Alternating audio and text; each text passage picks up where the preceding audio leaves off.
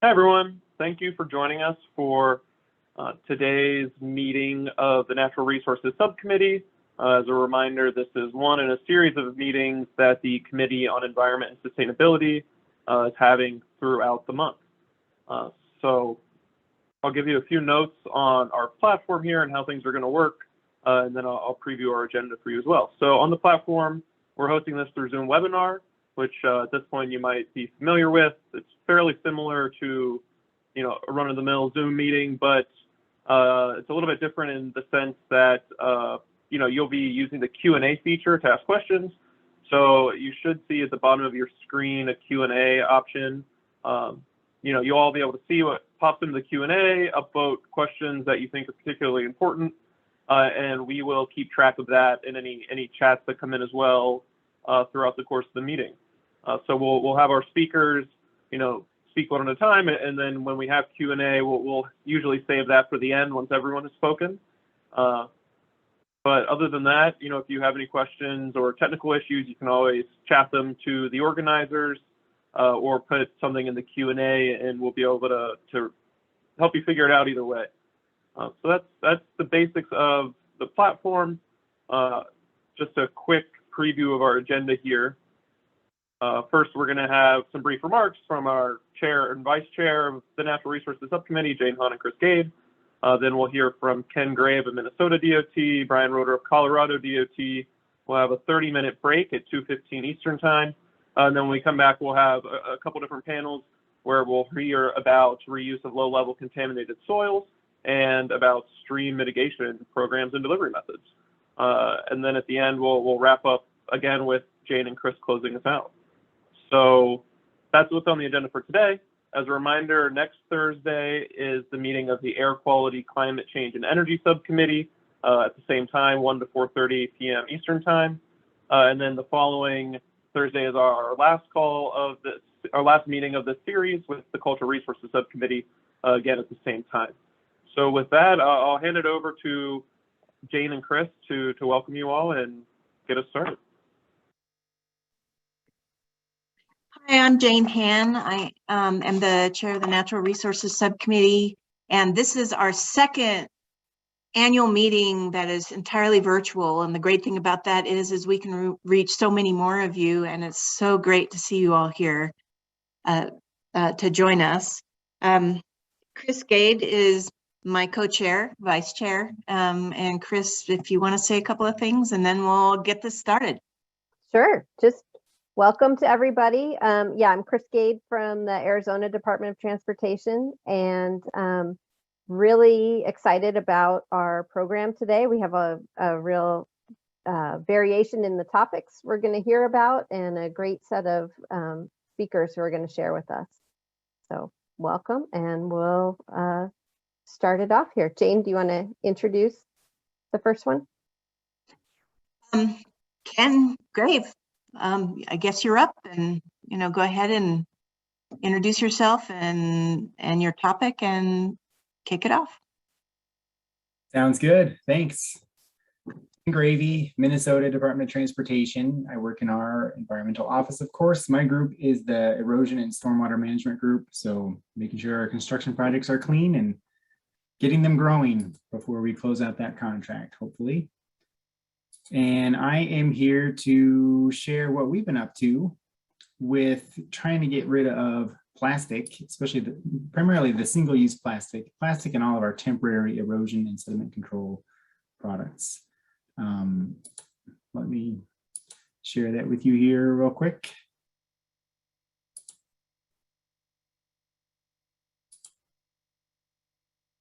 So there's been more interest in this lately. You've probably heard of it. I don't know. I'm guessing some of you may have been at the Peer Exchange last November that was hosted by Vermont and Minnesota, where we went into detail on this. So I'm just going to share kind of what's been going on since then, share our story here in Minnesota kind of as a case study, and then just some updates on what we know, what the current situation is in Minnesota, what I know is going on nationally, and then just some information on what the current needs are and what you can be doing right now to help move this forward. So, you know, the usual problem you all know. I'm not going to go into a lot of detail other than just to reiterate that it's ugly, it's garbage, bad for wildlife. It breaks down into microplastics. It lasts a long time. We have had a few cases recently where we've seen snakes entangled in plastic netting on our construction projects, but not in the plastic netting we just installed, the plastic netting that was installed with the previous project. In one case, I don't really know the age of the previous project, but we had a road project last summer. It was right up above a DNR state park. They were already on our case about some invasive species that they were worried would spread into the park with the soil disturbance. We had had a storm and some sediment washed down into the park, covered a bike trail, almost got into a lake. And then some of our staff saw snakes tangled up in some blanket that had been exposed by some of the earthwork. We don't even know how old that was. And then recently, just this summer, our DNR liaison, Pete Elite, he was inspecting a bridge for an upcoming project, and he had been involved in the previous project 15 years ago, so he knew the age, and there was still plastic netting from that project 15 years later, and there was a snake that had just gotten tangled in it. So it's a long-term problem. It continues to pester us. But I'm sure you've all heard the stories, but maybe you haven't, if you haven't thought in detail about it, maybe you haven't looked at the scale of it by the numbers. So we first started looking at the numbers when our DNR liaison did, and he presented in a big poster. But here's just a different version of the numbers. So our erosion control is valuable. We all know it serves an important purpose. It protects a lot of acres from erosion, which protects a lot of surface water from sedimentation. But with the way it's currently done in a lot of places, in Minnesota, that has been, or for MnDOT, that has been about 30 tons of single-use plastic used per year, up until just last year when we quit using plastic in our. So of that 30 tons, I ran some numbers from 2014, which is the last time that we were using almost entirely plastic netting, and that was 12 tons of plastic just in the form of blanket. Which means, so that 30 tons is everything. That's silt fence, filter logs, which hypothetically get taken up and thrown away at the end, so they're not left on the landscape. But 12 tons of that is just intentionally designed to be put there on the ground and left forever. Acres of plastic netting in that year, and it was a fairly typical year. Now, it's nice to be able to say we're at near zero plastic netting. The only plastic netting we're seeing on our projects right now is from projects that are still using old specs or the occasional error, which happens. So just some more detail about how our situation has gone. Really, it started around 2010 with pressure from the DNR. So Peter Leet, he's our DNR liaison. He's a joint employee. Well, he's a DNR employee, but he sits in our office at MnDOT, and it's been an amazing position. It's such a value to our department, and he's been the perfect person for it, and he has done such a great job. And really, a lot of the credit for any progress that we have made needs to go to him, because he's really pushed us. So in his role, he gives us permits to do any work near or in public water. So a lot of our bridge projects, some shoreline projects, culverts, depending on the waterway. So we have to get a permit from the DNR, and he takes care of that permitting. And so he is able to put some pressure on, add some requirements to the permitting for various things. And so it started with noticing the entanglement issue with wildlife. And so he started recommending that we use natural netting in the blanket or use something other than blanket in the parts of the project right adjacent to the public water. And so he was able to use that lever to start pushing MnDOT We also had help from internally from our wildlife biologists, previous one and now our current ones too, just in kind of reiterating the importance of it, helping details.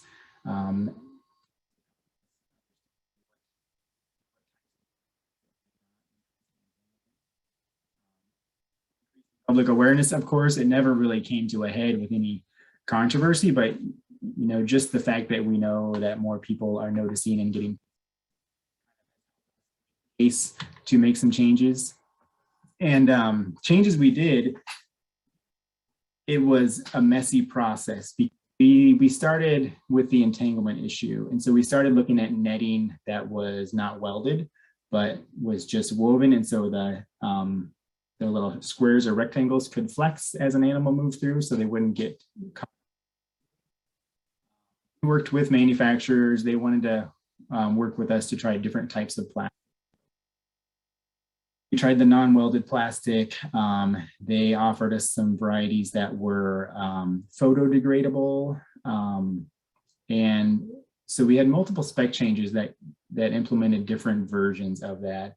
But eventually, there's all of that still had the concern of microplastics, because even those photodegradable products still stay there. They break down, but they don't go away. They just break into microplastics, as you all probably know. And so eventually, this process of multiple spec changes, it was confusing for industry, for our designers, for construction staff. It was kind of messy. The value that it did have is it resulted in a phase-in process. I mentioned ICO at 2019. That's when there was this poster from DNR and MnDOT, and it questioned the need to use so much plastic, which is a natural component of our streams and rivers ultimately. And it posed the question, is the cure worse than the disease? And it put it all into numbers, and that's where that 30 tons per acre number comes from. And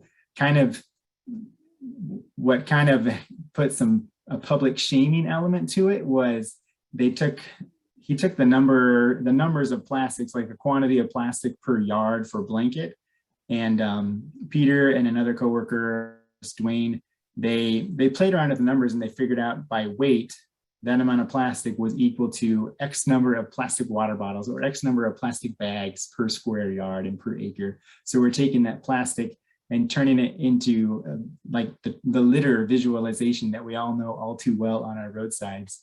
And so it just made it look even worse because by putting it into those terms. And then we also started to get some legislative interest. There was a bill proposed in 2019 that would have forced several state agencies to work together to develop a list of prohibited projects or products for erosion control, and then come up with a plan to phase those out. I got the chance to go and talk to that legislator, the author of that bill, and say, hey, we're actually working on this. In not so many words, I tried to make the point that it would sure be nice if you just let us continue rather than put the legislative homework assignment on us, which would really just slow us down. It didn't pass, but we were able to use that also as additional leverage to push for the change. And so, like I said, by 2020, we had phased it out of our blanket entirely. We are looking at hydromulch now, though, too, and we started about then looking at hydromulch. Back in 2013, we had gotten rid of the green dye called malachite green after some toxicity concerns there. But it was probably 2019 also, or 18, that we realized that some of the heavier duty hydromulches that we were using work so well and last so long because they have plastic reinforcing fibers. This is a picture of that sample. And so when we look at blanket or silt fence, it's big plastic. It's more like litter. The concern is that it eventually breaks down into microplastic. But here with the hydromulches, we're getting it in microplastic form. And so now we're also working on that. To go over kind of what has worked and what hasn't, in case anyone is working on this themselves. We had good support internally. Our maintenance staff hated the plastic netting because it got tangled up in their mowers. They did not like leftover silt fence any more than anyone else, because if it got forgotten by our contractors, then they were the ones that had to deal with it, often by finding it accidentally with a tractor or a mower. Construction staff, they were pretty good about it in design. Ultimately, most didn't really care that much. They just said, well, you guys tell us what we're supposed to be using. Some of them, though, some of our districts voluntarily switched to natural netting on their own.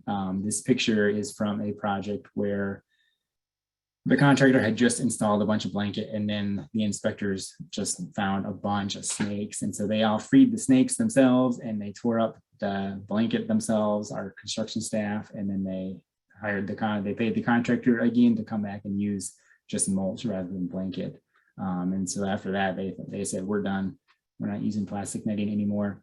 Eventually, because of I mentioned the gradual process with our spec changes, although it was a confusing process, because it was gradual, it avoided price shocks. So we were never faced with having to explain why all of a sudden we're making the state spend so much more, because it really was a slow shift. And eventually we saw in our average bid prices that the plastic netting and natural netting were pretty much equal in price, which was nice. It was kind of just dumb luck, really, that it worked out that way.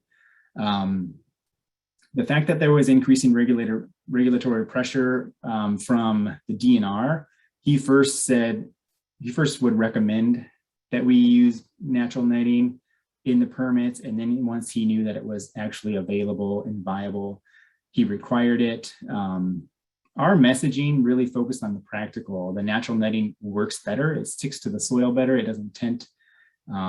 It's easier to seed into it months or a year later if we have to do some supplemental seeding, because it starts to decompose, and so you can cut through it with a seed drill.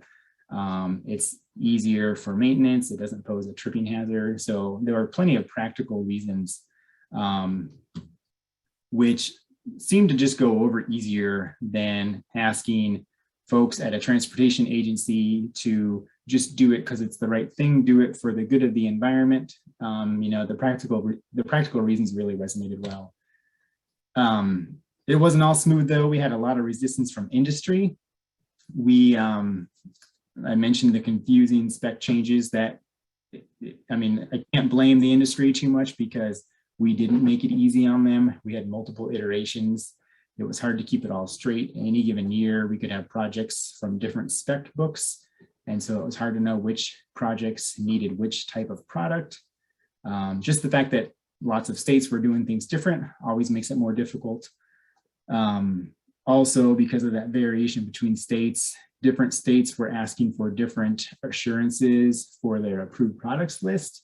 With our new spec in 2020, we require a lot of testing, and it's expensive. And we caught a lot of heat from industry regarding that.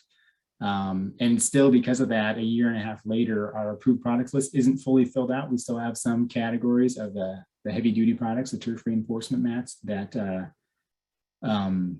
where we don't have products because we're still having trouble with the testing. So it's not going perfectly well, but overall pretty good. Phil, I see there's some in the chat, and I'm not sure, should I be watching that as we go, or should we wait till Q&A in a few minutes? Yeah, we'll hold for questions until the end. So feel free to continue and tap on that. So currently, like I said, we have gotten rid of all plastic netting in our temporary products. That excludes turf reinforcement mats, which is a minute percentage, like 0.1% of the amount of rolled products that we're using. We have started looking at other procurement methods once we got it out of our spec. So out of our contract, our construction projects, we realized that maintenance still had another contract they were using to purchase, which still allowed them to buy plastic. And with the nomenclature, some of the plastic products were called eco-friendly rapid degrade, which is plastic that breaks down into microplaster. And so we're starting to look at that. We're working on updating the hydromulch spec. We're stalled on this because there isn't a good way to define hydromulch products without specifying the ingredients. And once we specify the ingredients, we're basically copying manufacturer recipes in a way, and it doesn't leave room for innovation. It doesn't really focus on we're trying to get some money to do some research into trying out some new standard test methods to see if we can redefine our hydromulch categories. So that is unfortunately stalled. We have a 10-year plan to phase out plastic in all of our dairy products. If silt fences. As hydromulch spec update is stalled, the whole plan is a little behind schedule, but we thought it was important to put it out there so that manufacturers could see what's coming and prepare. And we've gotten some funding for research and development, and that's what this is all about. We mentioned this at the peer exchange. At that time, it was just a proposal, but we've since gotten funding from this trust fund in Minnesota that's from the state lottery. And this group called Agricultural Utilization Research Institute, they are taking bales of hemp from some Minnesota Native American community group of growers, and they're trying out different ways of processing it. And they're gonna work with some other various manufacturers to see if it can be processed, spun into yarns. And then they've got 4 erosion control manufacturers interested in using that material to produce prototypes. And that'll be prototypes of blanket netting, blanket fill, hydromulch, and the fabric that could be used on for filter log netting and maybe even silt fence. So it's really fun to see this get off the ground. The weird thing with hemp is that the knowledge in the United States of how to grow it and manage it and process it really just got lost over the last several decades since it was prohibited. And we're basically trying to reinvent that. But it'll be cool to see that working. It'll be fun to see what kinds of products we get out of it. And really, ultimately, we're not gonna solve the puzzle here entirely, but we hope that if manufacturers start seeing what we're working on, it'll encourage them to either build off of what we've done or just cause them to hurry up and start developing it themselves so that they're not the last one to have something. Nationally, from the peer exchange, we learned that we've got states at various stages. Some prohibit plastic altogether in certain products. Some require all natural materials and hydromulch, although there's a little question as to whether they know what they're getting. The fact that we found plastic fibers in ours was a surprise. And manufacturers like to play with the words natural and synthetic and man-made and biodegradable. There are biodegradable sediment control logs, and so some states have options for those, some categories for conventional and some for the biodegradable. Some states don't prohibit or require one thing or the other, but they do kind of have a designation on their approved products list saying this is an eco-friendly product for the biodegradable products. At least one state is doing a technical review to like an engineering analysis to demonstrate that the biodegradable blankets will work just as well, so that they can make the switch. Lots of states seem interested. Some states aren't. Ultimately, it seems like there is a critical mass. And so there's growing interest nationally. This is the Stormwater Magazine article or cover from this last May, which was a recap of the peer exchange we had done, which was cool to see. So there's definitely growing interest. From that peer exchange last November, a group got together and proposed a research synthesis, basically to do a more systematic look at what every state is doing, what are their barriers and challenges. That didn't get funding, but we're hoping to propose it again next year and try to keep it moving. The Committee on Materials and Pavements realized about a year or two ago that they had never really put together any national standards for the erosion control products. And so they started a subcommittee this spring, and they are going to tackle, the first thing they're going to tackle is a national standard spec, like a model spec for rolled erosion prevention products. Several states are on there who are interested in pushing for biodegradable products. If any of your states are not, I encourage you to look into it. About half of the membership of this subcommittee is industry, which makes me nervous, because they're just going to be lobbying for what they want to produce, what's easy for them to produce, which means the status quo. So we need plenty of voice from DOTs who are interested in the biodegradable products so that we can have these national products reflect that. which will make it easier for states to adopt it, which will allow us to have a more consistent standard nationwide, which will make it easier for the industry to provide that. Which gets us into current needs. We need coordinated demand, research and development. And that research and development, well, I'll get into more of that in the next slide. Biodegradability test method. So we have some pieces in our spec that require things to be biodegradable. Other states do too. There's no standard test method, no ASTM to evaluate whether or not a product is biodegradable. There's one for compostability, and you'll hear some manufacturers claim that their product is biodegradable, but when you look at the test method they use, it's actually the test for composting. So it shows that it can break down at 140 degrees. Hopefully our soil temperature does not reach 140 degrees. So we need a new test method so that we can actually validate that products meet these requirements. We need information sharing. Really what's needed is some kind of a website clearinghouse where people can share specs and post current research, and just make it easier for someone to learn what's going on out there, who's asking, what really are the possibilities, and consistent standards. More on the technical side, plastic-free versions of the higher end hydromulches are needed. So some kind of reinforcing fiber that is biodegradable. I think manufacturers are working on that, but I don't know that they've cracked the code yet.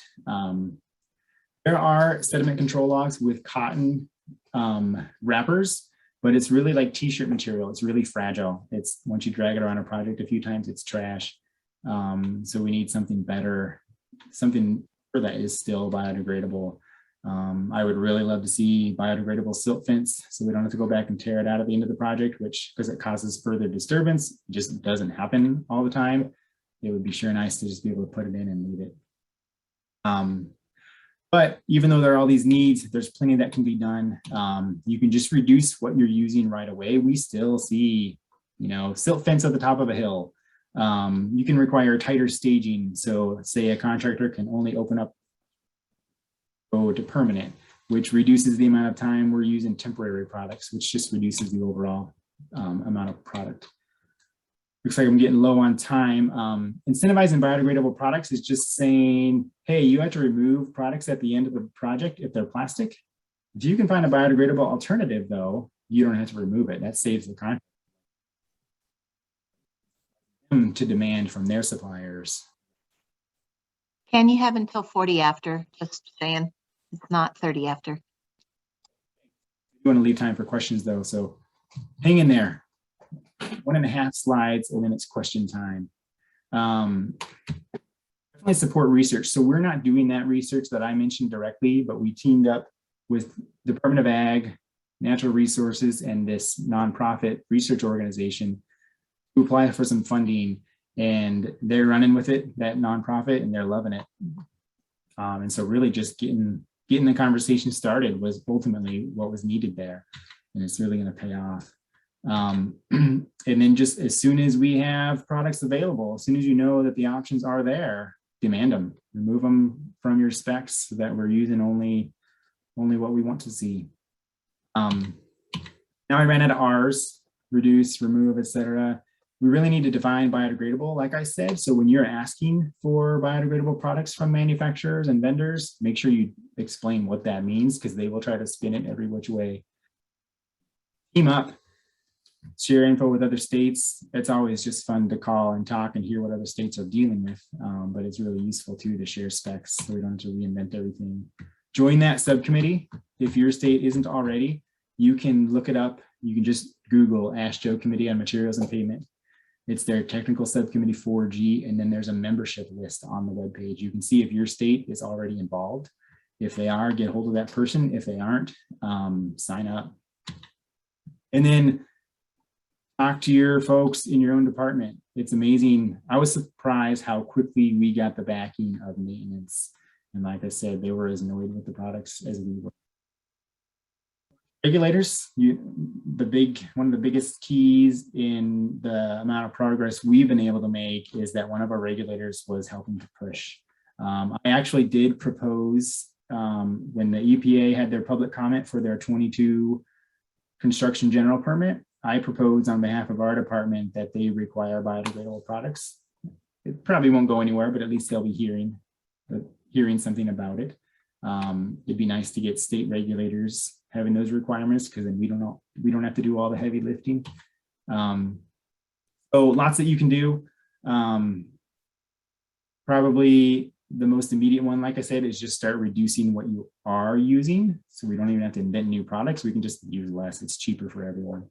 And probably the funnest part of it all is just talking to other states. So call people up, ask questions, share what you're doing. It's always fun just to hear.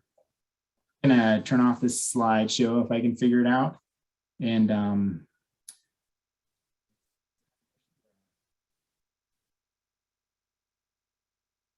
Great. Thanks, Ken. Hopefully folks can hear me and see me. I'll go ahead and cover some of the questions that came in for you. So first, Illinois DOT has just initiated a research study looking into replacing our current erosion control blankets with plastic-free blankets.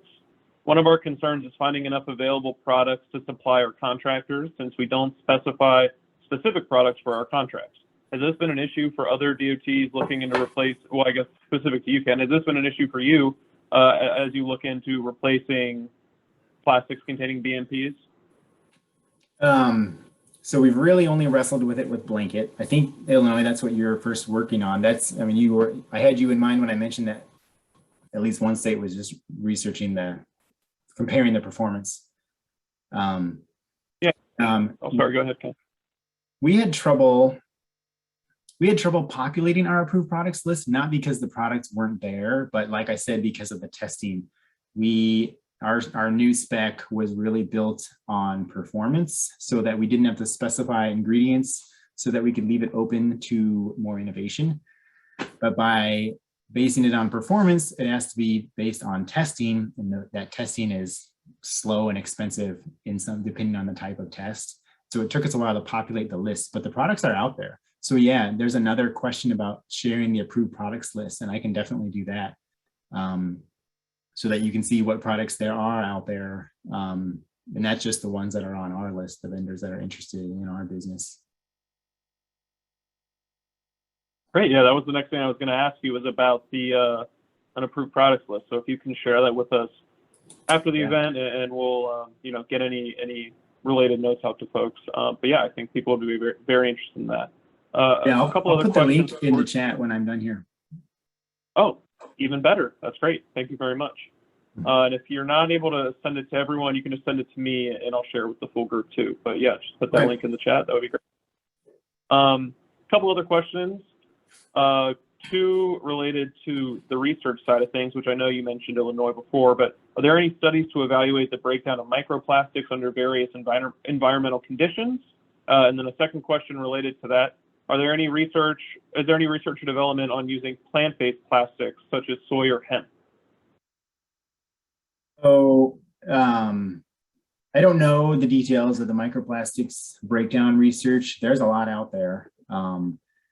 Chris Smith, our wildlife ecologist, he's done a little digging, and like he's been able to inform us as to whether certain products, if they're biodegradable in terrestrial situations, are they still biodegradable in aquatics? The research is out there. I think you could have a heyday digging in. In terms of the plant-based plastic, I mentioned the regulators or the manufacturers were putting up a lot of resistance, and one of them, a pretty big maker of plastic netting, called me.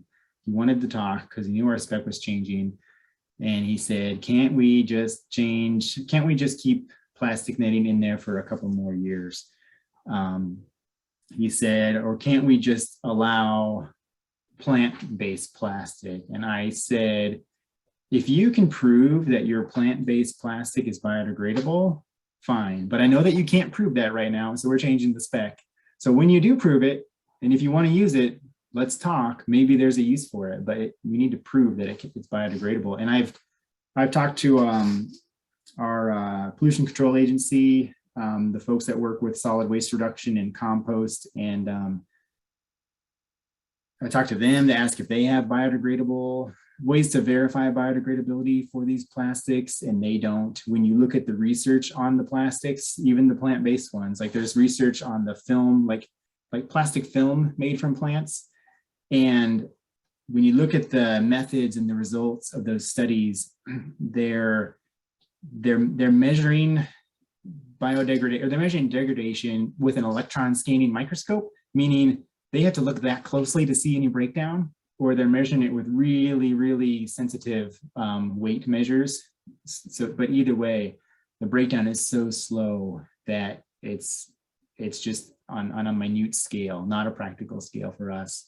So, and that's why I insist on defining biodegradability, because manufacturers, they want to say, well, it's plant-based, it is natural fiber because it's stringy stuff made from plants, but it's no longer anything like a plant. It's plastic now, regardless of how you made it, or just various ways of spinning the words synthetic or natural or degradable or compostable. So it'll take a lot to convince me that that even plant-based plastics are going to work for our applications. Someday, hopefully they will. Someday, hopefully every single use thing out there that we see as litter will be biodegradable, so that the litter problem isn't such a big deal anymore. But for now, I think we're stuck with it. Great. I've got a couple more questions for you here. One quick one. What nonprofit organization are you working with? It's called Agricultural Utilization Research Institute, AURI. I can put their link too in the chat. It's this Minnesota group. They look at all kinds of like third crop things or different ways to use agricultural byproducts. And they've been looking a lot at hemp. And I was talking to someone I work with at Department of Ag, and that's how I learned about them. And we just reached out to them and said, hey, we want to use hemp. And they said, let's talk. And if you're asking from another state because you want to look them up, I think they'd be happy to learn more what's going on in other states, even though they are Minnesota based. They seem to have a good network of like-minded folks around the country.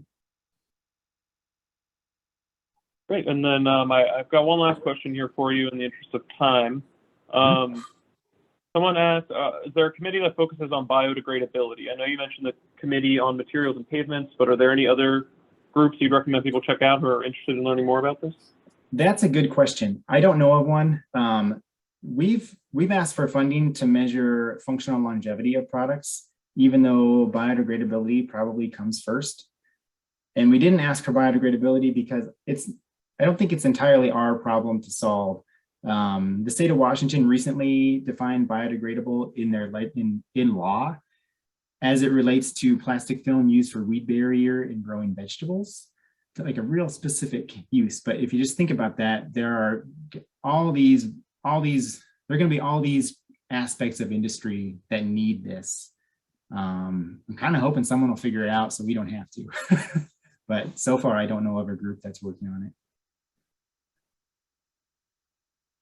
Great. Well, thank you so much, Ken. I appreciate you answering those questions and sharing your work with us. So I'll hand it over to our next speaker. Can I say one more Yeah, thing? go ahead. Phil, I see a comment in here, Erosion Control Technology Council. I'm a skeptic. This is a group of manufacturers who promote what they do. They create model specs that reflect their products. They're the ones really confusing the conversation by using the word biodegradable when what they mean is compostable, by using the word, by confusing the words.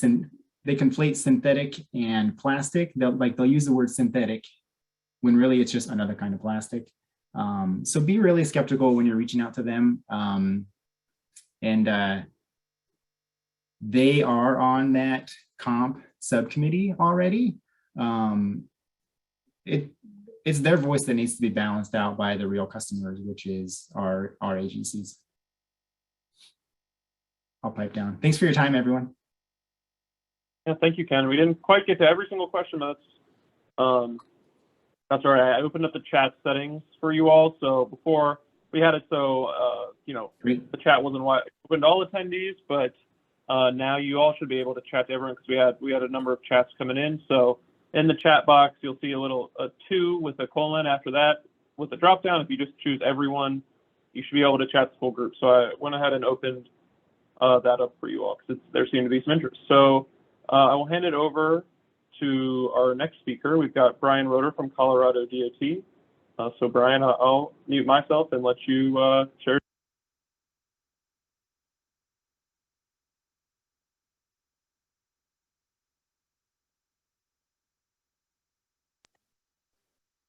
Okay.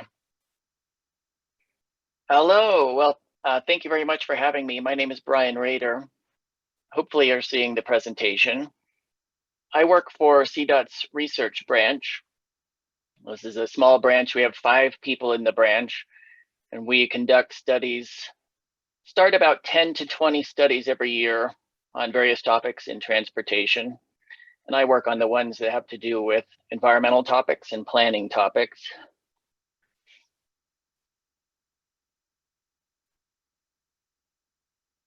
We get all of our ideas submitted to us through a problem statement, which tend to come from CDOT staff or from researchers in Colorado, universities or private researchers. And something that we did recently is we added some areas of emphasis.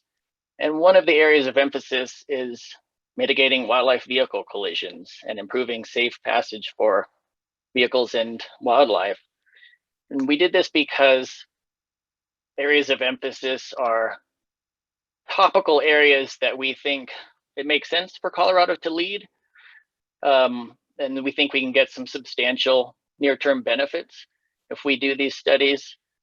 And Colorado has a great terrain and habitats for wildlife, and wildlife is very important to Coloradans and to our economy, both from hunting and tourism.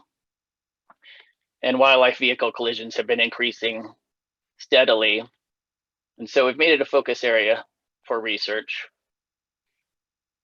Also, a couple of years ago, there was a state executive order which directed our state wildlife agency to work with CDOT to use the best available science to identify the best areas for wildlife mitigation, the corridors, the locations of structures, and the type of mitigation, and incorporate that into all levels of planning. So we feel like the more research we can do, the better that best available science becomes. So we've done about 8 studies on this topic in the past decade or so. And I'm going to talk today about 4 of those. 2 of them finished this year and 2 of them are starting this year.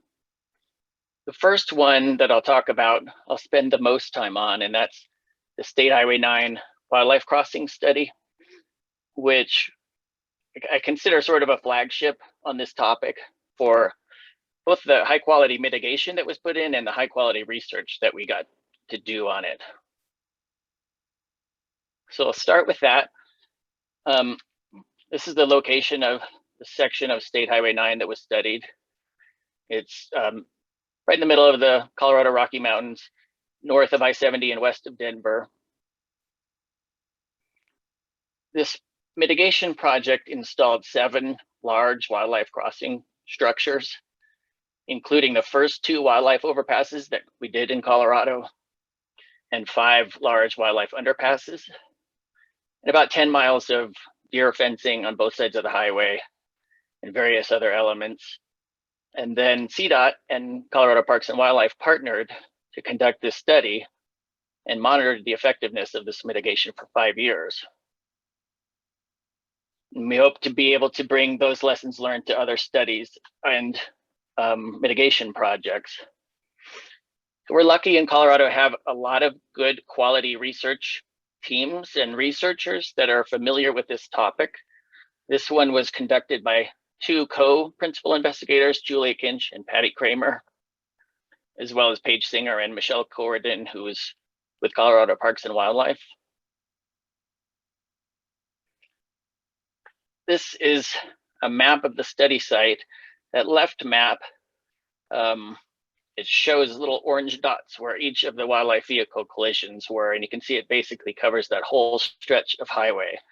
was known to have high wildlife vehicle collisions and a dangerous stretch, especially in winter. Wildlife vehicle collisions are 60% of the accidents in the area, and mule deer accounted for 97% of those. That blue polygon is mule deer winter range, and the little hatch mark is mule deer concentration areas.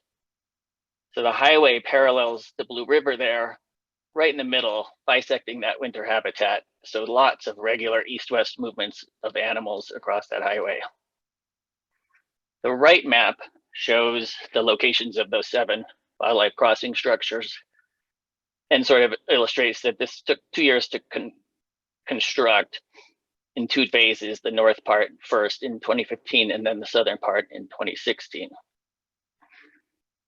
All 7 of those crossing structures are adjacent to a combination of state land or BLM or Blue Valley Ranch, which is a large working ranch in the area on both sides of the highway. And they were a great partner in both the mitigation project and the research project as well. Here is a shot of those 2 types of structures. So from the wildlife perspective, if you're crossing through this structure or over it, it's 100 feet wide, the overpasses, by 66 feet long. And the 5 underpasses were all identical, 42 feet wide, 14 feet high, and also 66 feet long. So this was the first long-term research study of wildlife using wildlife crossing structures in winter range for mule deer. And the study methods included primarily using motion triggered cameras at all the mitigation sites. So there were 61 cameras at 49 locations, and well over 1 million photos were collected in this and analyzed. And we also looked at 3 different data sets to get a picture of the wildlife vehicle collisions. I'll talk about that in just a little bit. This project turned out to be very successful, both as a mitigation and as a research project. And at the end of the study, one of the things the research team did was to use funding they got from Muley Fanatics to produce some outreach documents. And one of those is about a 4-minute video that I'd like to show you that tells the story of this research project and results. So I'm going to try to switch over to that. Hopefully someone will tell me if it doesn't work.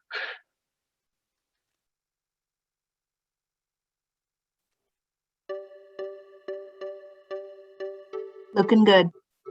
Okay, thanks.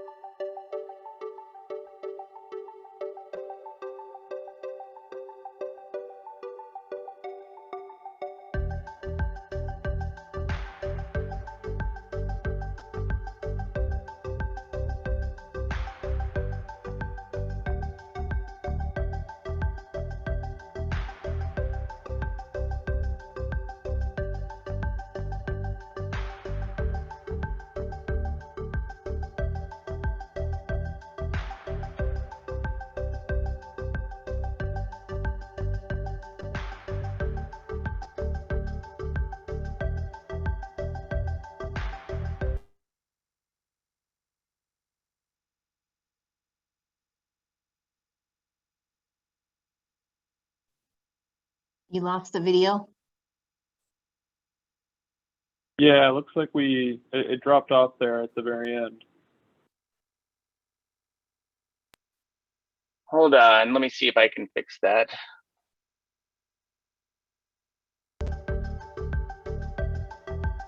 There it is. Is Thank it you. back? Yeah. Let me just jump back.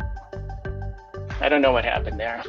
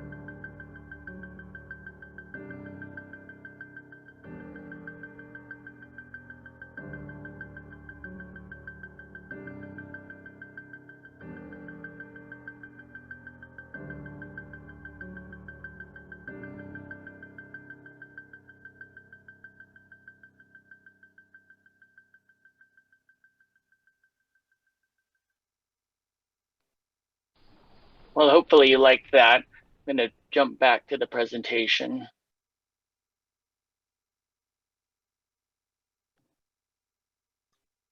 Brian, if you have the link to that video, can you pop that in the chat as well?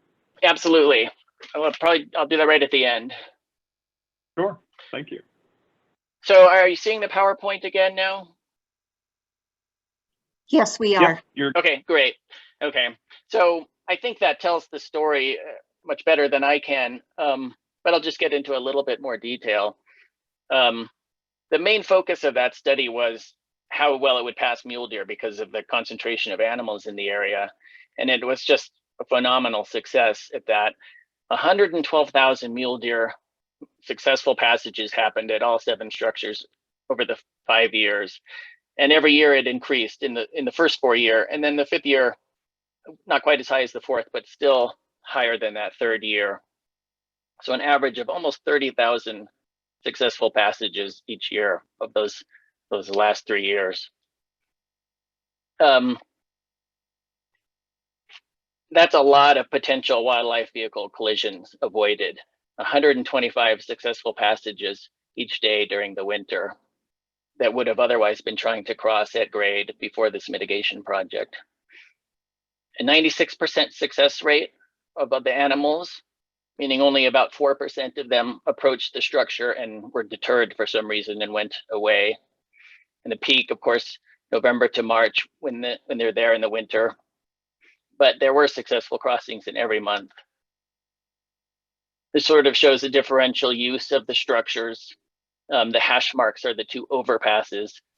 All structure types were used by the deer underpasses and overpasses, and all at similar seasonal patterns.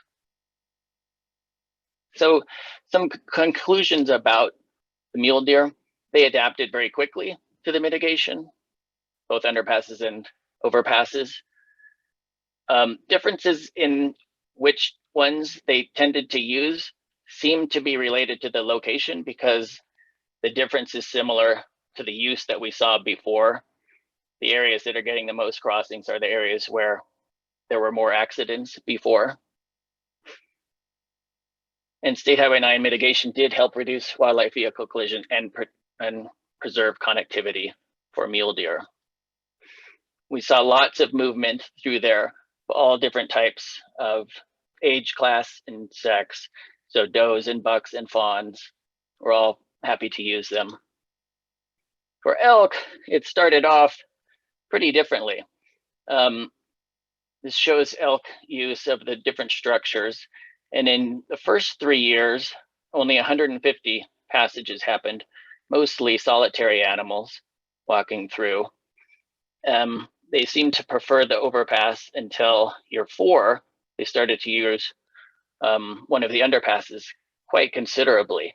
And then a herd started to sort of habituate to that area. So it does seem like they're slower to adapt, elk, and that's something that we've seen in the literature as well. But here, at least, they are using the structures. One of our researchers, Patty Kramer, calls elk the problem child for mitigation because they're just less predictable. They're much more likely to completely ignore your crossing structures and just walk to the end of the fence and cross there. And you can compare the numbers, just orders of magnitude less crossings here. Of course, they're also not as numerous in the area, but less than 500 crossings total compared to well over 100,000 with the deer. One thing that we observed was that at this underpass that they started to use, it was just a few individuals using it until they started to follow the mule deer through. And Patty Kramer calls these trainer deer. So the elk sort of loiter in the area and maybe they don't quite know what to think of it. And then some deer go through and they follow right behind them. And then that gets them kind of used to using it. And then in year 6, which is actually after our study, but Michelle Corridon has maintained some of the cameras out there. She saw that the herd did move through this structure. Oh, hopefully the video is playing, and so there were 30 animals or so all came through at once. So it seems quite successful now for elk as well.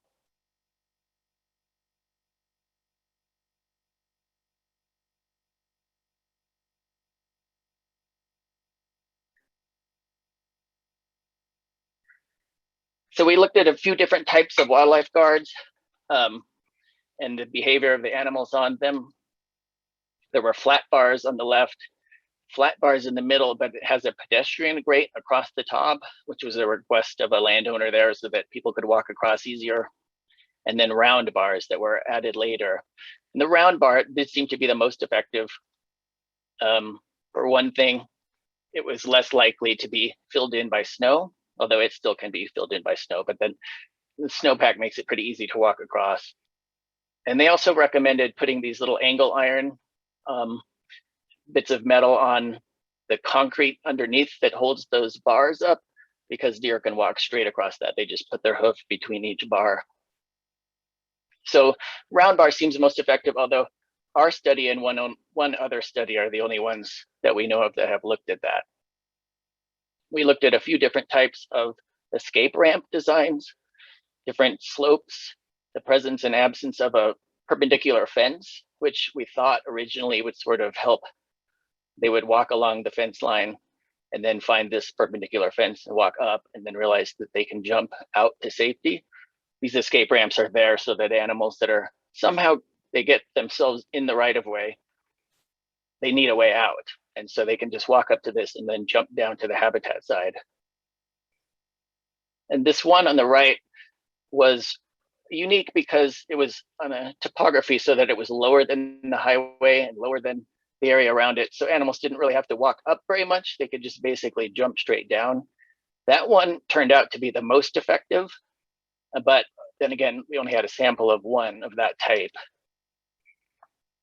So we found that they were most effective near the fence ends, below the road grade, and without the perpendicular rail fence. And our design was for a 6-foot-high escape ramp, but they ended up building a variety of heights. And the lower the height was, the more effective it was. So instead of 6 foot, they recommend 5 to 5.5 foot. You can't make it so low that they can jump back from the habitat side. And in our study, no ungulates did that, although a bear, you can see, kind of climbed up from the other side. And then looking at the wildlife vehicle collisions, the 3 data sets were the staff of the Blue Valley Ranch had been counting carcasses on their drive through this area for years before the study and continued it during the study. We saw 90% decrease in carcasses from their efforts. And then CDOT maintenance does something similar where they track every roadkill that they move off of the site. That also decreased 92%. And then crashes reported to law enforcement had a similar decline. And you can see those 3 different data sets are different colors here. And each one started decreasing right after completion of phase 1, and then even more after phase 2, and they've stayed down low.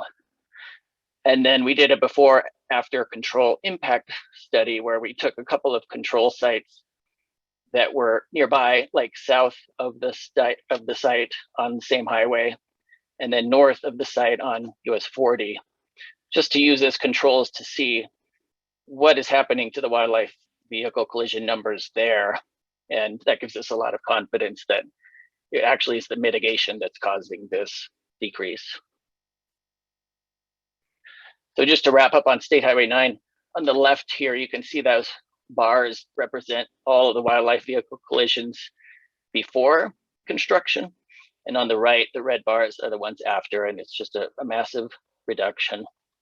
Still a couple problem areas like this is right at the south end of the fences. And so that's where the mitigation ends, and that's where animals will try to cross at grade. And then one of the overpasses that's getting a lot of use is there's still some accidents happening there. That's also where that deer guard was that had a pedestrian access gate or a pedestrian access grate across the bottom of it. So they're finding some ways in there still, but it's also the area with the most deer activity.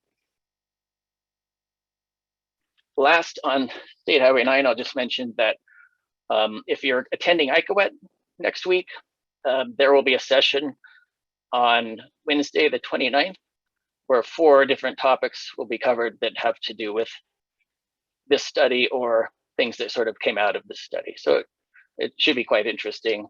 I encourage you to look at that if you're going to be at ICAWET. Okay, this study is much smaller in scale. It's down in southwestern Colorado on US 160. There's only one structure being studied here. This one just wrapped up this year as well. We looked at the effectiveness of one underpass and the mitigation fence there, and this treatment that they tried to put at the fence end to avoid animals wrapping around and coming outside the fence end and then back inside. And it's this EnviroGrid geocell material that I'll show you in a second. This is the structure.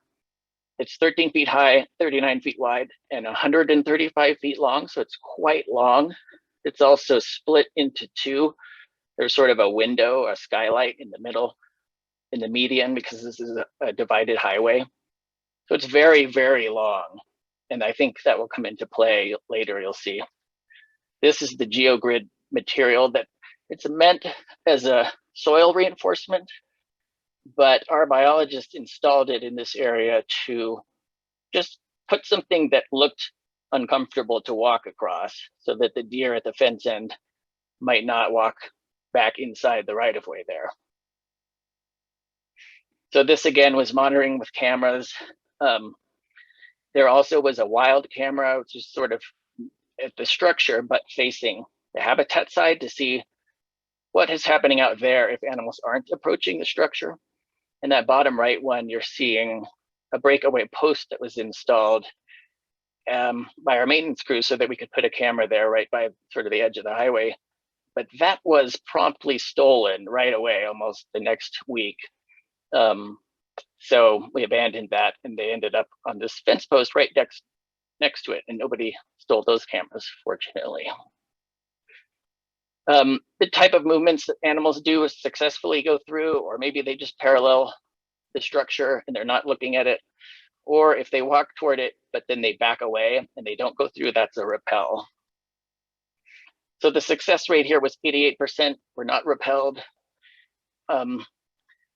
Successful movements every year. For some reason, the first year had the most movements, but we're not really sure why that is. A real focus here was, well, what are elk going to do? We didn't see any elk use the structure in 3 years, but study panel members were aware that elk were in the area and crossing a grade nearby, and our habitat camera captured elk nearby, but they just would not approach it. So a real question is, why aren't they, and what can we do about it? It could be that in year 4 and 5, they will habituate to it too, which is basically what happened on State Highway 9, but this study is ended, so we won't find out directly, although the biologist in that area with CDOT is going to continue to monitor as best he can. So we'll see what they do. And they're considering options like baiting it or something just to get elk to move through and then removing those. The geogrid material was pretty effective, but it's a little bit unknown. 91 mule deer walked by it, but had no interaction with it. They just wanted to cross the highway, so they were captured by the cameras. 10 actually interacted with it. 6 times they were repelled, but 4 times they just went ahead and walked right across it. So it seems to work in a moderate way. And again, it's a low sample size. So we've added this to another site that will be investigated to see if it's any more effective there. They also did a before-after control impact analysis and found that, interestingly, the wildlife vehicle collisions decreased in the controls as well, but only by about half as much as in the mitigation site. So the mitigation is certainly helping. So this one works great for deer, but not elk. And they recommend trying something to get the elk in there. And so that's under consideration and working with our wildlife agency to see what might work there. The EnviroGrid might be useful, but needs more study. And they thought this one, you know, there's only actually a 3/4 of a mile of fencing around this underpass, and it probably needs more mitigation. And apparently there will be more mitigation, but I'm not sure when. But there will be more fencing and more underpasses in a bigger stretch of this highway. I'm going to jump to one that's starting now. This is the I-25 South Gap project. This is very different because it's an interstate and a very busy interstate, and it's right between 2 of our most populated cities, Denver and Colorado Springs. The gap refers to the fact that there's 4 or 6 lanes of I-25, except for this 18-mile section where there's only 2 lanes in each direction and very narrow shoulders. But this is a top priority for CDOT to work on. As much as 60% of all employment in Colorado is between El Paso County and Denver. And there's a threatened species here, Preble's meadow jumping mouse, as well as a lot of wildlife vehicle collisions. I put these pictures in because they are like a 50-car pileup that I was right behind. I drive this corridor quite often. There are accidents like this every winter, and it's very hard for emergency vehicles to get there because of the narrow shoulders. So they're going to widen those shoulders considerably, add a lane each way, and address wildlife vehicle collisions as well, and with new or enlarged wildlife crossings. So this is sort of the footprint, the typical section above, and what is coming in now below. You can see it's basically doubling the width of the interstate. So from a wildlife crossing perspective, it's very probably impenetrable during busy times now, which is all day long. Currently under construction, and I think set to finish in 2022. It goes through 55 square miles of conservation easements, and there's habitat for the Preble's Meadow jumping mouse there. It's the largest contiguous preserved habitat on the Front Range, so important for wildlife. 785 wildlife vehicle collisions reported in that area in over 4 years, more than one deer or elk hit there every year or every day during the peak seasons. And these bar graphs show those wildlife vehicle collisions from 2 different data sets. You can see that every mile had some. And so the team worked very carefully to pick locations for these crossing structures. And the blue bars on here show where they are. There's 5 new or enlarged structures for wildlife to pass under, 64 escape ramps, 22 deer guards, 15 miles or so of deer fencing on each side, and some small mammal habitat connectivity features with woody debris for Preble's Meadow jumping mouse, and 1 proposed wildlife overpass, which is a possibility that's getting more and more likely, which would be in the study site as well. These would be very long underpasses because of the width of that interstate, and a very busy, loud interstate, 18 foot high by 100 foot wide, and 150 to 200 feet long. This is one of the old overpasses or underpasses, referred to as a dog leg because it has a little angle in it, and very kind of inhospitable for deer to cross. That's that site before construction. And then now it's basically a big span bridge there. So much more inviting for deer and wildlife to cross under. The location for the potential overpass is pretty well decided, and they're getting closer and closer to getting the right funding and agreements that are needed. So I think this probably will happen. So they asked us to study the wildlife mitigation here, and not just the structures, but all of it, the escape ramps, the fencing, the deer guards, the small mammal system. There's the Preble's Meadow jumping mouse. So one thing that we have never studied before is just how effective are these really, really long crossing structures under a busy, like 8-lane highway interstate.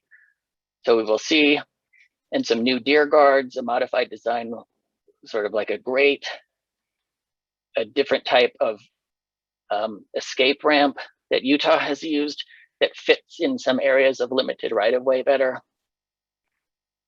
And then that small mammal connectivity, these structures for the jumping mouse to feel protected and still be able to cross under that bridge.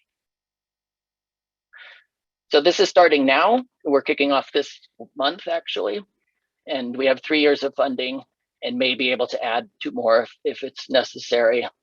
And we would add something to cover that overpass if that goes forward.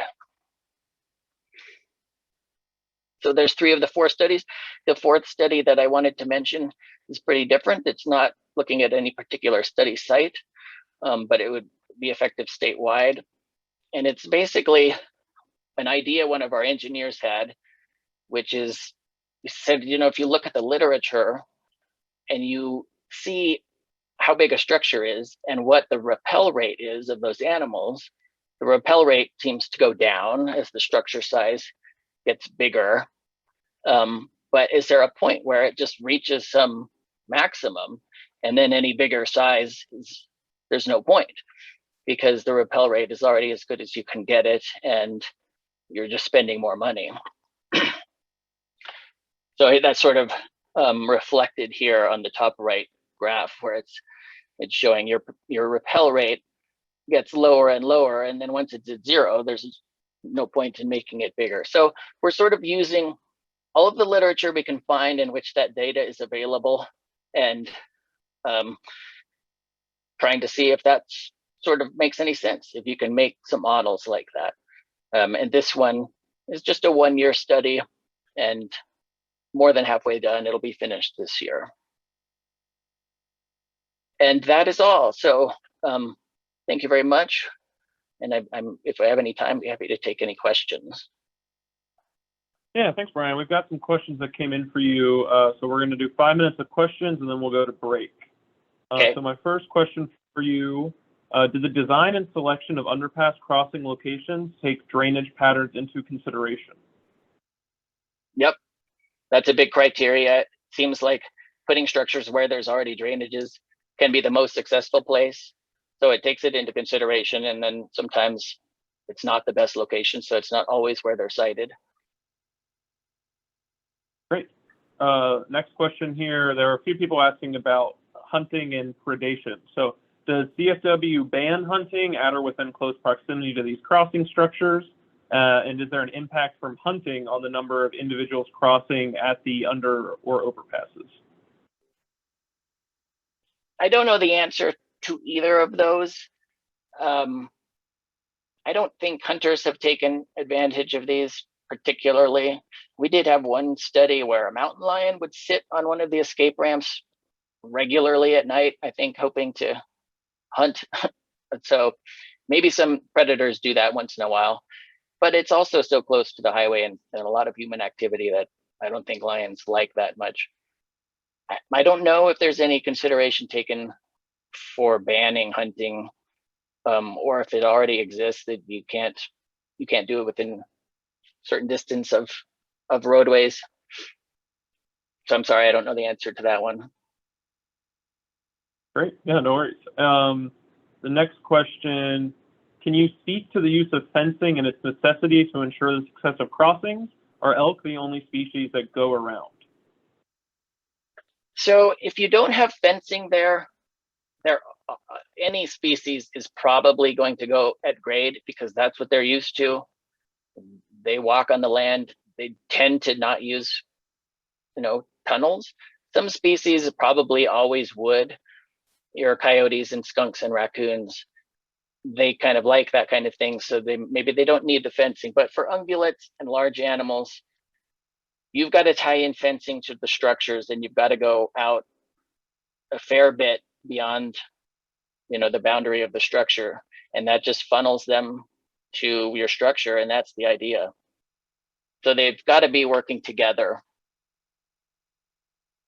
There's other species as well besides elk that are a little more challenging than deer.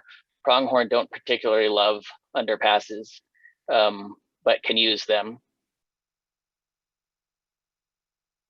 Great. We've got 2 more quick questions here for you. One, did declines of kills correlate with traffic count? So it's not always traffic count that's identified or compared, but when we do the Bakke analysis and you're comparing it to a control, then if the control traffic is reduced too, like during COVID, all sorts of traffic is reduced, you would see that in the control as well, and you would be able to tell if that's a factor in what's happening or not. Great. Certainly, the more traffic that's going, the more of these accidents you're going to be having. Sure. And does the EnviroGrid work in the winter with snow or snow covering it from highway plowing? Yeah, that's definitely a downside to that. If it's packed with snow, it's not going to do anything and it may not be visible.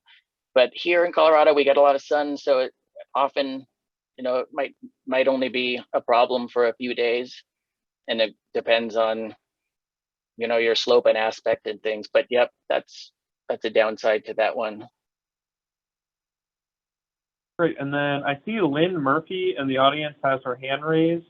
Lynn, I gave you permission to speak if you want to unmute yourself. Not sure if you still have a question or if your hand is just lingering. I can put that down for you. But Oh, thank you so much. But my question was answered, so thank you. perfect. And then we're at time. Well, I've got one more. This will be our last question here. Given the previous presentation, is there estimate of the longevity of the geocells, including material? Oh, well, this sounds like it might be for our previous speaker. Well, I'll go ahead and read it in case. Given the previous presentation, is there estimate of the longevity of the geocells, including material degradation? And also, if grass grows up in the cells, can they be easily maintained or lose their effectiveness as a wildlife crossing deterrent? So it seems like their longevity is pretty good. At least one site, I think that Tony, who's in our Durango area at CDOT, said that they were installed 10 years ago and still look brand new. Maybe I'm remembering the years wrong, but it seems like they last pretty well, but they can certainly be impacted by various things. One was mowed over and the mower, destroyed it. So it needs to be, you can't have that kind of thing. Grass can grow through it fine. It probably reduces the visible effect of it. And so on this new site, they're trying basically a vegetation fabric underneath it to keep grass from growing up. Great. Thanks, Brian. We're gonna take a break now for 24 minutes. So we will come back at 2:45 to start our next session. Brian, there was one last question that came in the Q&A box, so you should be able to type an answer to that. Okay, I'll take a look. Perfect. Thank you so much. That's all we've got for now. We'll see you all at 1:45. Thanks. Okay.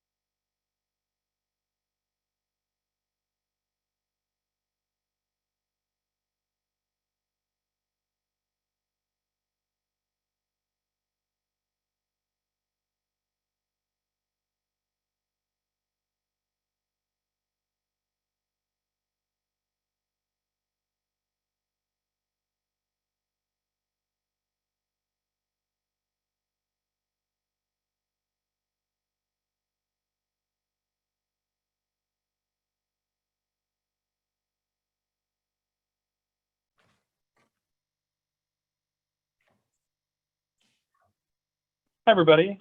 Going to bring us back from break now. Thanks again to our presenters from the first half of the meeting, as well as those of you who chimed in with some great questions. And I know some of those went on during the break as well. So thank you, Brian, for doing some extra work for us and answering questions during the break too. So I'm going to hand it over to our next set of speakers here.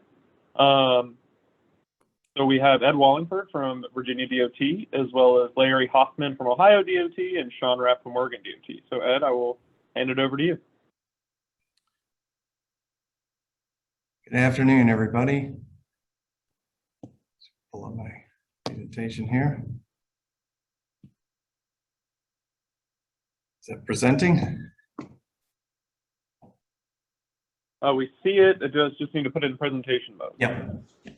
Going there right now. There we go. Hey, listen, I appreciate it. Appreciate the opportunity for us to bring this panel together. We have a hazmat working group within the Natural Resources Subcommittee, and the reuse of contaminated media was identified as one of those areas of concern for a number of DOTs. And when we're talking about, reuse of contaminated media, we're basically talking about low-level contaminated soil. Those types of soils that would be well below any sort of hazard waste limits. And these types of soils, we kind of run into them a lot during our project studies, and really they're almost ubiquitous when you get into urban areas, industrial areas, areas impacted by concentrated stormwater flow. You'll find them. Results from aerial deposition and historical fills. And many states have standards for the management of petroleum contaminated soils, but it's when you get into these other contaminants that you start to have more difficulty in trying to determine whether we can reuse the material or the material has to be classified as a solid waste and sent off for a landfill disposal. Those kind of contaminants that are often found include PAHs and metals, I would say, are probably the most commonly found ones. And especially when you talk about metals, you're talking about naturally occurring metals, and then you're trying to determine whether those are naturally occurring metals or the metals that were from some sort of anthropogenic source. So as I said, as Phil indicated, we've assembled a panel today. I went and pulled up my PowerPoint presentation, so I'll go ahead and start things off. I'm Ed Wallingford. I'm the Assistant Director for the Environmental Division of VDOT. And I want to talk about contaminated media reuse in Virginia. And let me, all right. When we talk about low-level contaminated soil from a regulatory context in Virginia, there are really three allowances that our DEQ has provided in the regulations. The first of which is are conditional exemptions in the solid waste rule for contaminated soil that is excavated and redeposited within existing excavations. And then also low-level petroleum contaminated soils. And those pertain only to non-hazardous soils. And again, when we look at contaminated soils within existing excavations, they've got to be part of a construction project, and they got to be used as backfill within the existing excavation site or other excavation sites with similar concentrations and similar contaminants at the same site. And those have to be at those located on the project site. So the next thing that went along, and that's been in place for probably since the 90s. And the next provision that the DEQ pushed forward was to look at listed hazardous waste. And those of you familiar with RCRA hazardous waste rules recognize that you have characteristic and listed hazardous waste. And the problem with listed hazardous waste is if you have a soil or media that's contaminated with listed hazardous waste, irrespective of what the concentration is, it could be classified as a listed hazardous waste unless the state has a contained in, contained out policy, which means you've reached a certain level where it no longer contains that listed hazardous waste. So the DEQ addressed that. But the one I want to focus on mostly today is the statewide variance on contaminated media management and reuse. And this is one that offers us a lot of opportunity for dealing with those low-level ubiquitous contaminants like PAHs and metals that we often find on our projects. So looking at that variance, that contaminated media management and reuse variance, the DEQ looked at it in a three-tier approach. And, this all came about really because we had gone after beneficial use determination, individual beneficial use determinations with them on a number of projects. We brought it up as an issue that we felt like they needed to address this. And through years of working with them and highlighting the concerns that we had, I won't say that we're the sole reason for this reuse variance, but we are one of the contributors to that. The other was they were trying to find a variance that would support brownfields projects as well. But they broke it into three different tiers. And those three tiers first are the sensitive environments and areas where where you have sensitive environmental and ecological receptors. You might have surface waters, areas that support threatened and endangered species. You might have floodplains. they are held to standards that are established for those sensitive environment use of that material. The second tier is for residential environments and residential use in those areas where you have housing, schools, daycare, parks, playgrounds, and long-term healthcare facilities. And then the third tier is the industrial. And this is the one that really offers us the most opportunity, we think, or we found. And those are areas that are restricted to commercial or industrial use. And they have some setback requirements, 50-foot separation to any residence, healthcare facility, and other similar types of institutions like schools and parks and rec facilities and daycare. Again, this is really driving towards addressing a lot of the areas where we're doing work, as well as brownfields work. So let's look at kind of the key provisions for the contaminated media reuse variance. It's really only for any soil that would be generated in Virginia. So sorry, Maryland, and sorry, North Carolina, West Virginia, and a little bit of Kentucky. You can't bring your project soils over in Virginia and use them for fill over here. So has to come from a Virginia construction project. But again, it got us out of, and it eliminates that need for a project-specific beneficial use determination, which takes a lot of negotiations we found in the past. It's self-implementing. And that's the real value of it, is that there's really no coordination, no approval from the DEQ, as long as you follow the procedures that are set out by the 3 tiers. And those 3 tiers have established 3 lookup tables, which provide concentrations for most of the contaminants that we encounter, and serves as bright lines for where those materials can be used. And again, under those tier-specific conditions. And some of those tier-specific restrictions are for those tier 1, the ecological. We're looking at separations, distance separations for drinking water sources like wells, springs, surface waters, separation from karst areas, caves and sinkholes. And then for all of these, whether it's a tier 1, tier 2, or tier 3, there is some DEQ notification of the activity and where the material is going. But that's really just a notification. There is no real approval process from the DEQ. I think they want to understand what's happening and track what's happening with regards to the reuse of these materials. So for the residential and the commercial industrial, there is a provision. If I mentioned that the lookup tables cover most of the contaminants that we run into, but they don't cover all of them. And if it's not on that table, that we're allowed to go to EPA's regional screening level. That third tier, which has the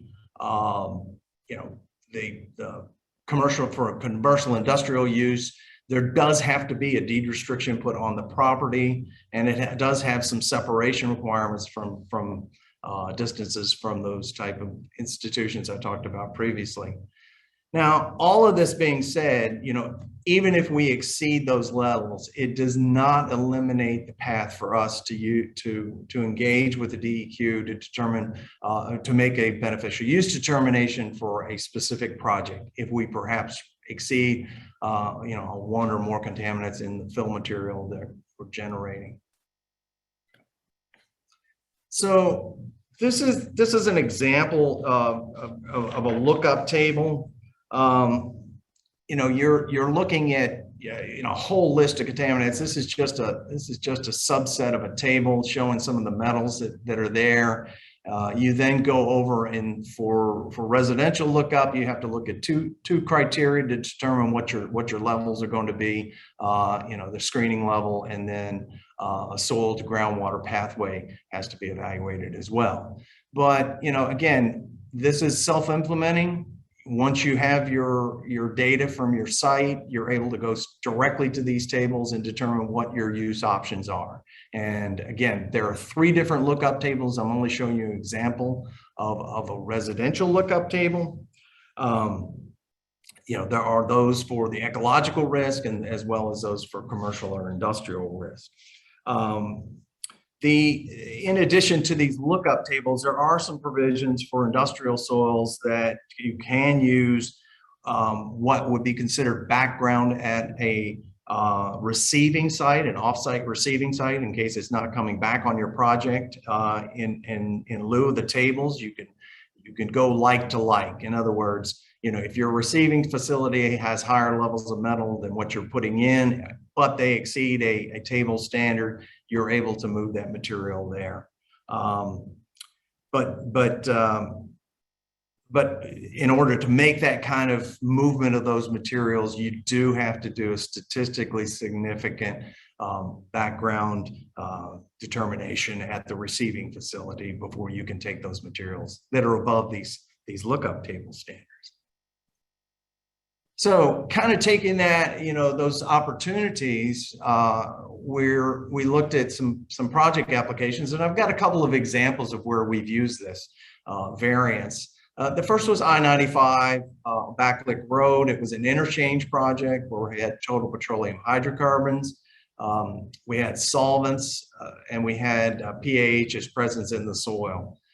We were looking at about 3,700 tons of material. And we identified a commercial industrial offsite receiving facility that wanted to use this material for haul roads. And so we coordinated through, with the receiving facility, property owner notification, and gave them all the information, submitted the notification to the DEQ, and we're able to take that material off our project and put it in an offsite receiving facility. And looking at it with regards to the cost saving just for that one project, we're roughly on the order for just transportation and disposal costs of about $333,000. It depends on the size of your project. Is that a lot of money, or is that, but I think any cost savings that we can have is certainly beneficial and worth pursuing. I put another project in here that we're working right now with the Pentagon on. It is a roundabout project at Boundary Channel Drive. On the property, there are PAHs, total petroleum hydrocarbons, as well as metals. Our intention on this project is to reuse those low-level contaminated soils and reuse them on the project location. And we've identified roughly, we don't have a final design at this point, we're roughly about 2,250 tons of material. So in realizing just for that transportation and disposal cost, we're looking at about $202,000, which is, pretty substantial. It's only a $20 million project. So, that's certainly something that's welcomed by the project manager on that. But what you don't see in those disposal cost savings are those, tangential cost savings. And a lot of those are about eliminating, that double handling of material where you're excavating material, you might be testing ex situ, you're having to stockpile it, you're having to load it up, take it to a disposal facility. Those schedule impacts from all of that management, rather than just excavating and moving it over to another part of the project or offsite location, you might have to import fill if it is a balanced project and you're taking material off-site, which could be used, sent to a landfill. So certainly that is a benefit there, as well as space constrictions. And this is one for this Boundary Channel Drive that's really driving us on this, because it's a very tight construction project. And, the state government, yes. We're running a bit over on time. If you just wrap it up. I'm wrapped it. That was the last thing I was going to say. So thank you so much. Okay. So yeah, those space constrictions are the last issue with Boundary Channel Drive. So with that, I'm going to exit, and next up is Larry Hoffman with Ohio DOT. Larry, are you ready? I think so. Thanks, Ed. I'm going to keep my remarks brief. Let's see if I can share this. I think that was a good segue, Ed. Summer thing in Ohio. Well, first, let me get my slides down here. Again, thanks for the introduction. My name is Larry Hoffman. I'm a major project coordinator with the Office of Environmental Services, and I've been with the department now for 36 years in various technical capacities. I started out as a chemist in our test lab and moved to our haz waste unit looking at early studies for NEPA back in 1990. And I wanted to give a few slides, brief presentation on kind of maybe a history of some of our reuse of non-hazardous materials and red wave fills. Yes, ODOT has reused media for embankment fills on highway projects. We've done that for decades. I think it's a hallmark of a couple different things in Ohio. Ohio, as you know, is situated in the Rust Belt. We have perhaps a dozen or so old industrial cities, and we have a large highway program. Annual budget's around $3 billion, capital programs around $2 billion a year for highway projects. So beneficial use of media is generally a good thing, although I'll touch upon an issue or a problem project that we had recently where it doesn't always work out that way. I say beneficial use is good because we use a lot of different products, and it does save from bringing in sometimes natural materials, further aggregate mining, etc. So in that sense, it's good. Types of media. The three bulleted items I have here, recycled materials, slag, and petroleum contaminated soils, have actually been in our ODOT construction specification manual for a number of years. In fact, the recycled materials and slag predate my existence at ODOT. Recycled materials that are still considered for embankment fills on railway projects include glass, sand, ash. I will say that recently, and while I'm saying these are not everyday fill items. These are very rare that some of these are used. Our test lab went through a period of investigating a waste stream of glass a few years ago, but found it being too inhomogeneous. So even some of those waste streams aren't usable for different organics or processable waste as well. We also have had slag in our CMS construction material specification manual for years. That again is due to a lot of steel production in the northeast part of the state where we have used slag with mixed use. And I'll touch upon that in a minute. And the petroleum contaminated soil, as Ed alluded to in Virginia, ODOT's had multiple interagency meetings with agencies in the 90s to try to determine what to do with putting excess amounts of excavated soil in landfills and essentially filling some of those up. We did some of those types of projects too, but we currently have a petroleum contaminated soil spec that goes to the actual regulatory spec in Ohio. Our Ohio EPA doesn't regulate petroleum contaminated soil, but our Department of Commerce, Bureau of Underground Storage Tank Regulation, regulates petroleum, and those guidelines are laid out in the OSC citing. Other media, and that's kind of where we're at with today's topic. We do consider soils for reuse. Obviously, they wouldn't be anything characteristic hazardous. Any type of reuse would be in a limited fashion. It wouldn't be, obviously the 41404 would preclude us from using fill in waterways. It can be used in embankment. This is a case by case or project by project use. We would have our central office regulated material review unit or section make a determination on reuse of anything that would be above the three preceding categories, and especially the PCS reuse. To use those soils that are mildly contaminated, we would compare and contrast to the levels in the Ohio EPA's Voluntary Action Program soil screening guidance. And that standard's laid out at OAC. And it's much like Ed described in that there are three different tiers: residential, commercial, and industrial screening guidance that we compare soils to make a decision on whether or not we would consider reuse. And we have. I might say our biggest reuse actually is with Ohio EPA and our landfill permitting. There's a number of, again, being in an industrial state, there's a number of landfills that we have worked in. And it's often advantageous to have a reuse type of mentality in these areas so we don't cart off a lot of solid waste at our landfills. And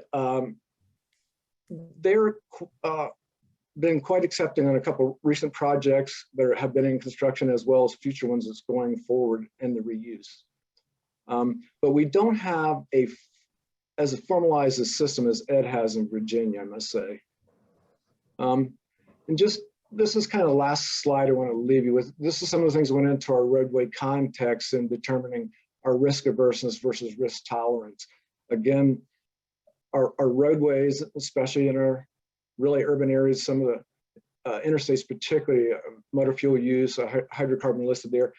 For instance, our Office of Finance shows that there are about 15 million gallons of motor fuel consumed per day on Ohio roads, which I find mind-boggling. And for all you wonks out there, you think of the 1% benzene in those motor fuels, and you got quite a number of gallons of benzene that's being dealt with a day on the state roads. Also, part of what went into our analysis was what we would consider for certain organics too, is that we didn't want to necessarily look at total petroleum hydrocarbons, or, and I've got PAHs there, polyaromatic hydrocarbons that are in the TAC code. We didn't want to get down to a level that we would come back and place materials that would be at or near those same levels on soils that could be reused. And again, going with that industrial theme, there's several other materials that are obviously used in the roadway system, most notably the snow and ice and control. Especially in Ohio, we use a lot of salt on the roads. So again, they're not necessarily the most natural of areas, oddly enough. And I also found it enlightening today with, I believe it was Ken's talk from Minnesota. He's talking about the plastics. I mean, and again, the plastics that are in the road, and then the trash is often why, if you're doing any analytical results, you'll see that the phthalates are present in these types of soils as well at low levels. I kind of want to just leave you with that. I will say beneficial use and reuse is generally a good thing. However, as I told you, there are problems. We do have a project currently where we're under orders with Ohio EPA to monitor water quality, because we had water quality exceedances from a major slag fill that we put in on an interstate project south of Cleveland. And we have, we contributed to the lowering of water quality, notably sulfates and total dissolved solids. And we'll be monitoring that and working with the agency to remedy that situation. But while there's good, there's also over the years, there will be a problem project, if you will, reusing materials. Thanks. I think that's about all I have.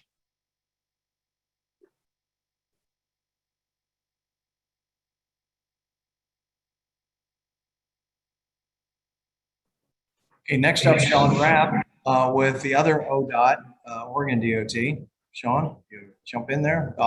Larry, if you can stop sharing, that'd be great. Sorry. Thanks, Ed.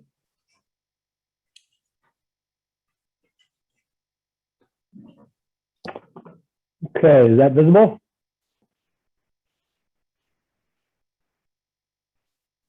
Is that working? Yes, we can see it. Thank you. Okay, I think looking at the clock, I've got about 5 minutes, so I'm going to try to make this quick.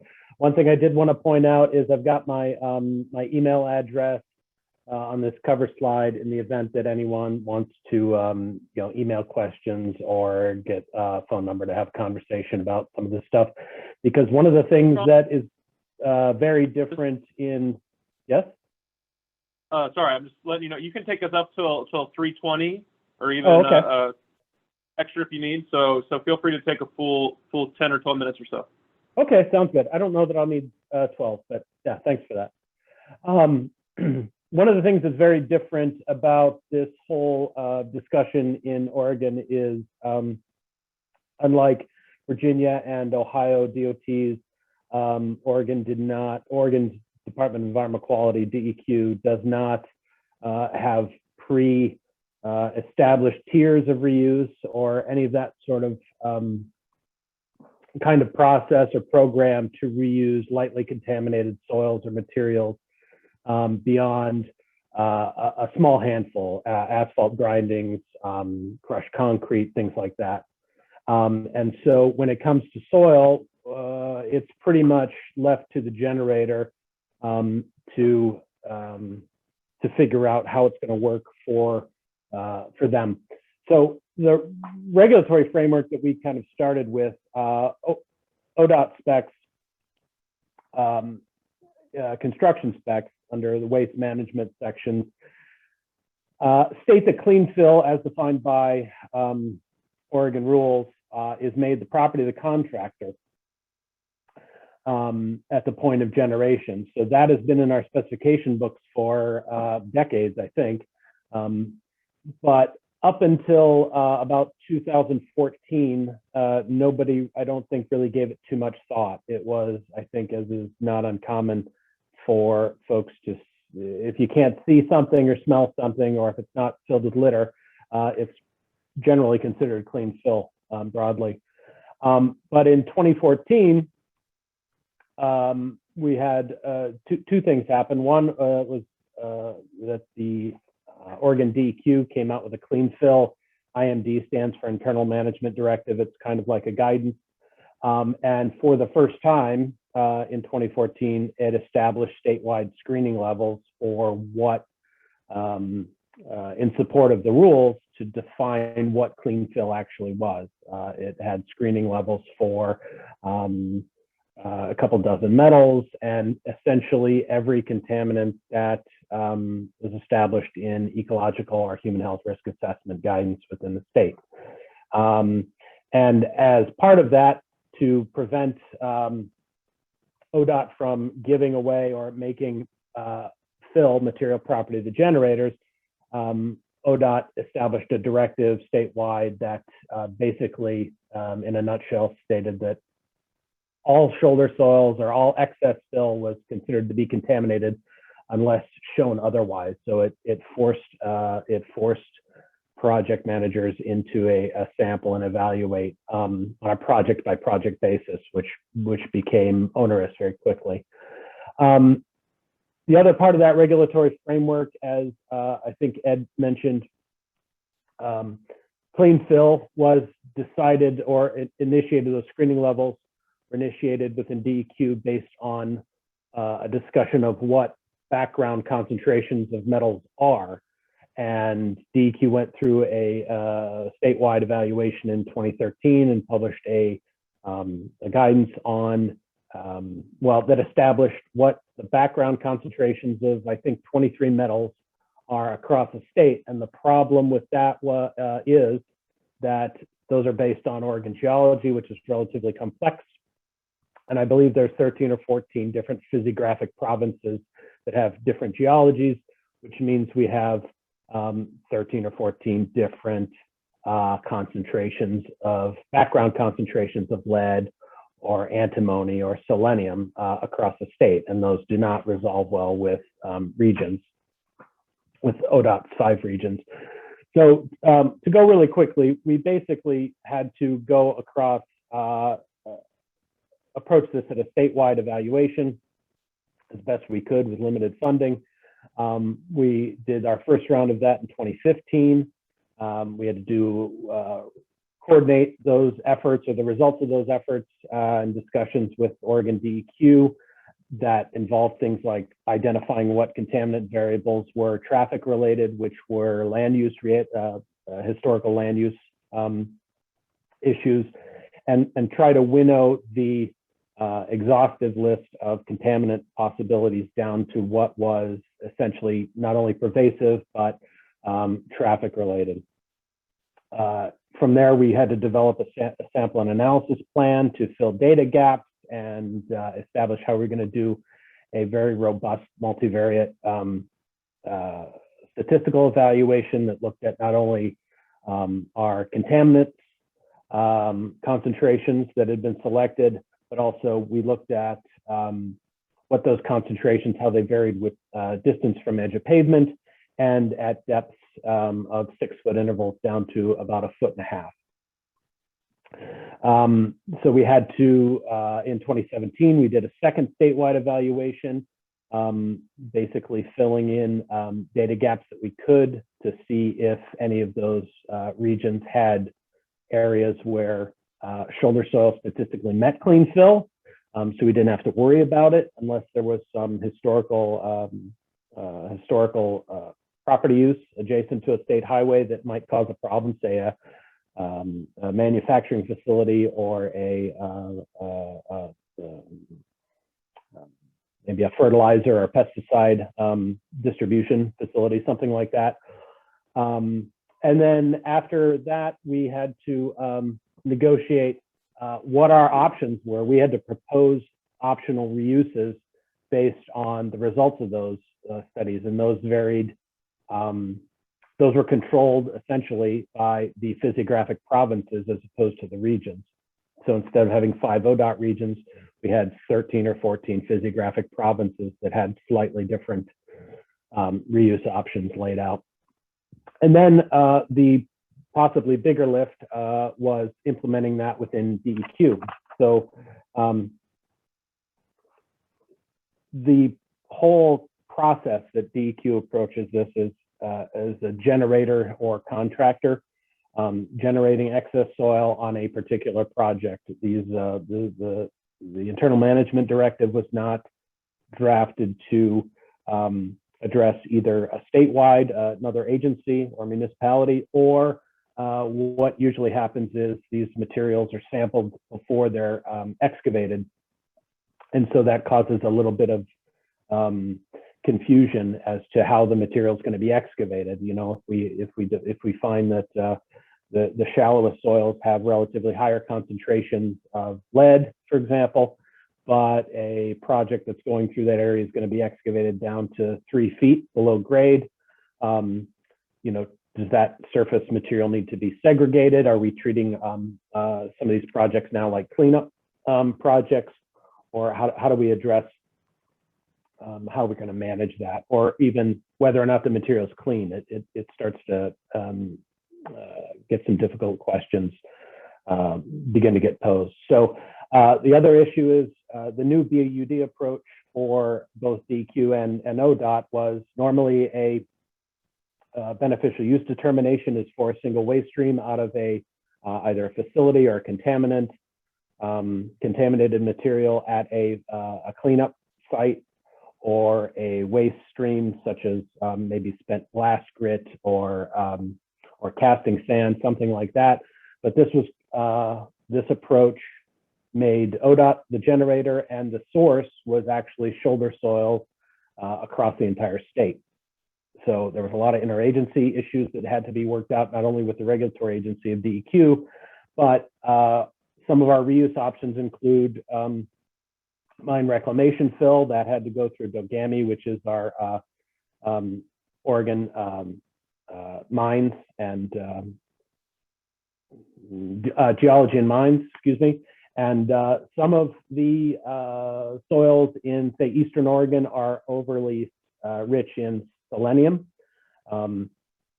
And while not necessarily, while that's above background, it is considered, it's a highly desirable mineral for hay products, for example. So hay producers in Eastern Oregon want that material. So we had to go through Oregon Department of Agriculture, who had to evaluate all our data through a toxicologist to find out if we could do agricultural reuse options for some parts of the state.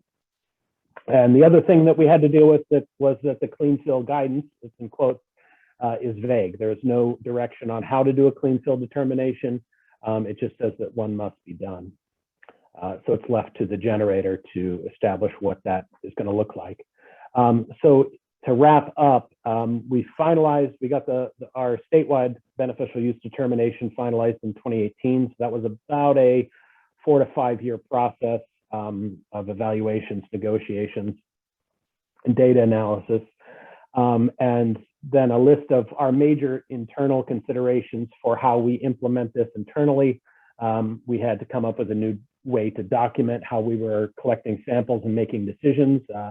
You know, for example, what do you do with a material that exceeds 1 or 2 parts per million copper? Is that naturally occurring and locally elevated or not? So we had to come up with a new sort of document template to be able to make those decisions. We had to figure out how to integrate the reuse options in the construction specifications, and that had to go through Department of Justice evaluation. We had to think about how this is going to be contracted. We have to do that on a project by project basis. How are people going to bid on these things, and are they constructible? There were questions of liability and risk management that had to be addressed. What happens if a contractor takes material that can be reused, say, for non-residential fill, so a commercial or industrial fill? They lose track of it and it ends up in a residential development. We had to think about those sorts of things. Fully contracted projects or alternative delivery methods, whether or not these were going to be some of these reuse options, how we were going to manage that with design build projects. And then we also looked at how maintenance could use the BUD, and there were a lot of limitations that we had to deal with for that, because maintenance is not equipped necessarily to be sampling ditchings on any particular road across the state. So that's kind of how we had to look at integrating. So it was a pretty long process, and it's been about a year or two since we've done it consistently across the state with most of our projects. And it has been a learning process, project to project, especially when you can get into projects that have relatively high contaminant concentrations around, say, bridges. And as that project moves down the road, we're getting into areas that are clean fill. And how do you manage separate waste streams cost effectively and still be able to allow them to be bid and built? So that was all I had. Thanks, Sean. I'm just going to do a 20-second closer. I know we're running out of time, and I apologize if we don't have time for questions. But if you'll send your questions to the three of us, we'll get you out answers. But we felt like this, the hazmat working group felt like this was an important issue, and so we advanced this as a research needs study and a statement, and it was decided through the Natural Resources Subcommittee that we would look at, probably have a better luck of getting something produced by doing a survey synthesis type project. So we're hoping to advance that. That'll bring a lot of information together from other DOTs around the country and help in those negotiations with your regulatory agencies if you don't have the provisions for the reuse, which as indicated by the panelists, is very beneficial both from a cost standpoint, but also a schedule standpoint. So with that, I'm going to turn that back over to you, Phil, and thank you much. Great. Thanks, Ed. Thanks, Larry and Sean. Appreciate it. If you have questions for that panel, we didn't have any come in yet, but if you do, just put them in the Q&A box and we'll get those answered for you. But I will hand it now over to Adrian Early from Ohio DOT to talk about stream mitigation. Excellent. Good afternoon, everybody. Can you see my slides? No, we cannot. Uh-oh, that's a very scary thing. Hold on. Wait. Whoop. Share screen, sharing. Wow. Huh. How about now?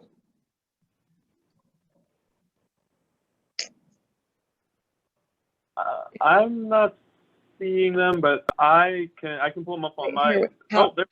Okay, it's 100% a user error. There it No goes. worries. That's good. Okie doke. All right. We're going to switch gears to stream mitigation. Thanks for sticking around. I'm going to introduce the mitigation topic with a focus on stream mitigation and mitigation delivery. And just to mention that I managed a waterway permits working group through AASHTO, and I found these lovely speakers today through my working group, and they graciously volunteered to present on their programs.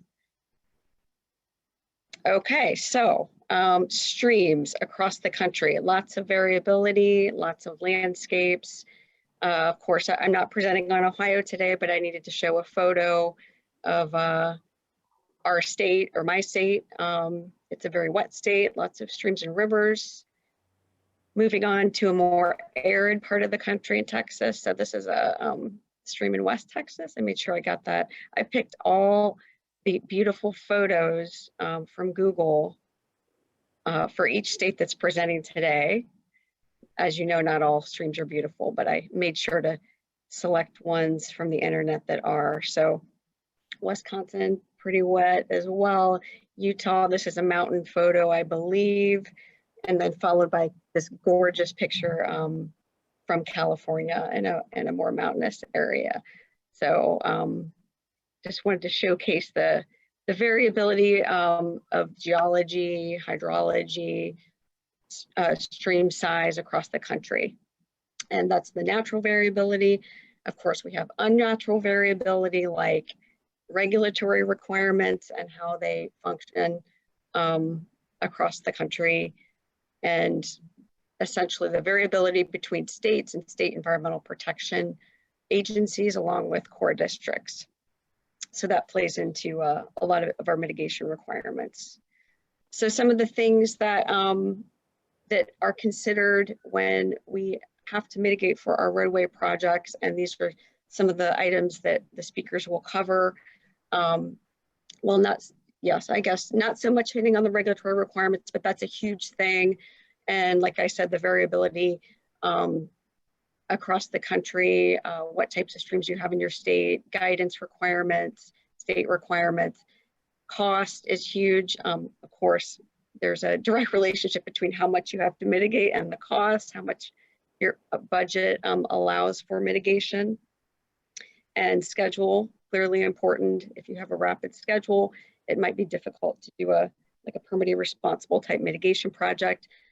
Delivery method is something the speakers are going to touch on, and that can be anything from a stream or wetland bank, an in lieu fee program, or a permitting responsible project that the DOT undertakes as a separate effort. But it also can mean who is delivering that project. Is it the DOT? Is it a consultant? Is it a combination? And how much risk is shifted over to that consultant, if that's going to be the case. In Ohio, we have full delivery type task orders where we shift a lot of that risk and responsibility to our consultant. So that's something we very much enjoy. And then along with forecasting needs, that's a tricky one as well, trying to figure out our future mitigation needs and, across our states and various watersheds. Some watersheds might have more mitigation available than others, so you might want to focus on those watersheds that don't have mitigation readily available. But of course, we can't plan our projects based off available mitigation. So all those things, for everyone that does mitigation, they're well aware of the challenges and the complexity of mitigation. And to make it more complex, we have regulatory changes in the works. Just to mention a few, that in March 2021, the Corps released the reauthorization of 16 nationwide permits. They're planning on releasing the remainder of those nationwide reauthorizations by the end of the year. And with that, there is a new requirement for stream mitigation when you exceed 1/100th of an acre of permanent stream impact, which is very different than what we've been dealing with. I will say that's in conjunction with the pre-construction notification as well. So if you don't have to do that part, you don't have to mitigate, but still we're shifting gears. A lot of the shift is from linear footage to acreage, makes it pretty tricky. And then nationwide, kind of not happening in every state, but there's a lot of Corps-led functional assessment development for streams and for wetlands. And that can play into mitigation requirements and really changing up those requirements. And that's occurring more at the core district level and you know, also the state level on how those are developed. So there's variability. We're sharing all this information in the working group to figure out how to move forward and get through all this. So with that, these are the 4 DOTs that are going to present up next, and I believe that Texas is going to kick us off. So I will stop sharing.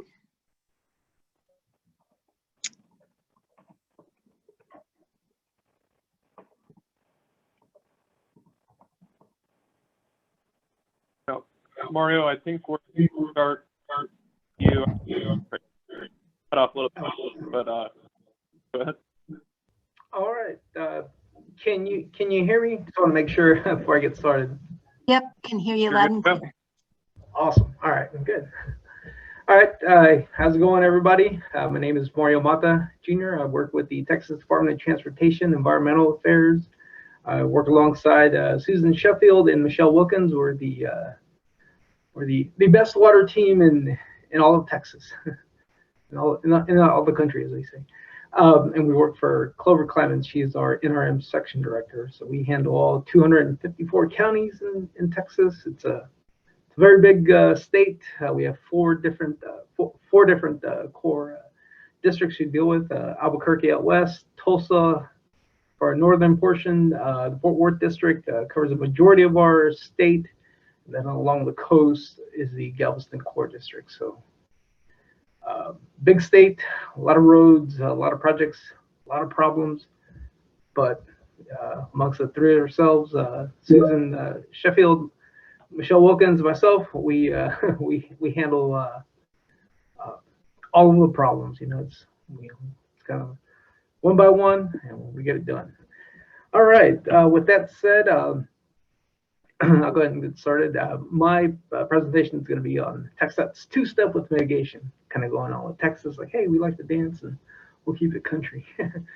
So this is going to focus on TxDOT's, the way we handle mitigation, whether it's TxDOT wetland mitigation banks, third-party mitigation banks, or if we have to, last resort, if that's the only way possible to get our project going, is permanently responsible mitigation. All right, like I said, TxDOT's a very big state. TxDOT's a very big state. Lots of projects. We have populations growing and growing and growing. You know, nobody wants to sit in traffic, so we're trying to improve roads, widen roads, make new roads. Unfortunately, when we do that, we're impacting streams, wetlands. We have to, in order to get our permit, we have to, if compensatory mitigation is required, our first option is mitigation banks. Unfortunately, most of our banks, wetland banks are. I'm going to cut you off for a moment. I can't see your slides. You can't? No. Can you see them now? Right. Can you see them now? No, No. not yet. We're just seeing on camera, but we're not seeing. Okay, how about now? Yeah, now we can see it. You just got to go in presentation. Okay, all right.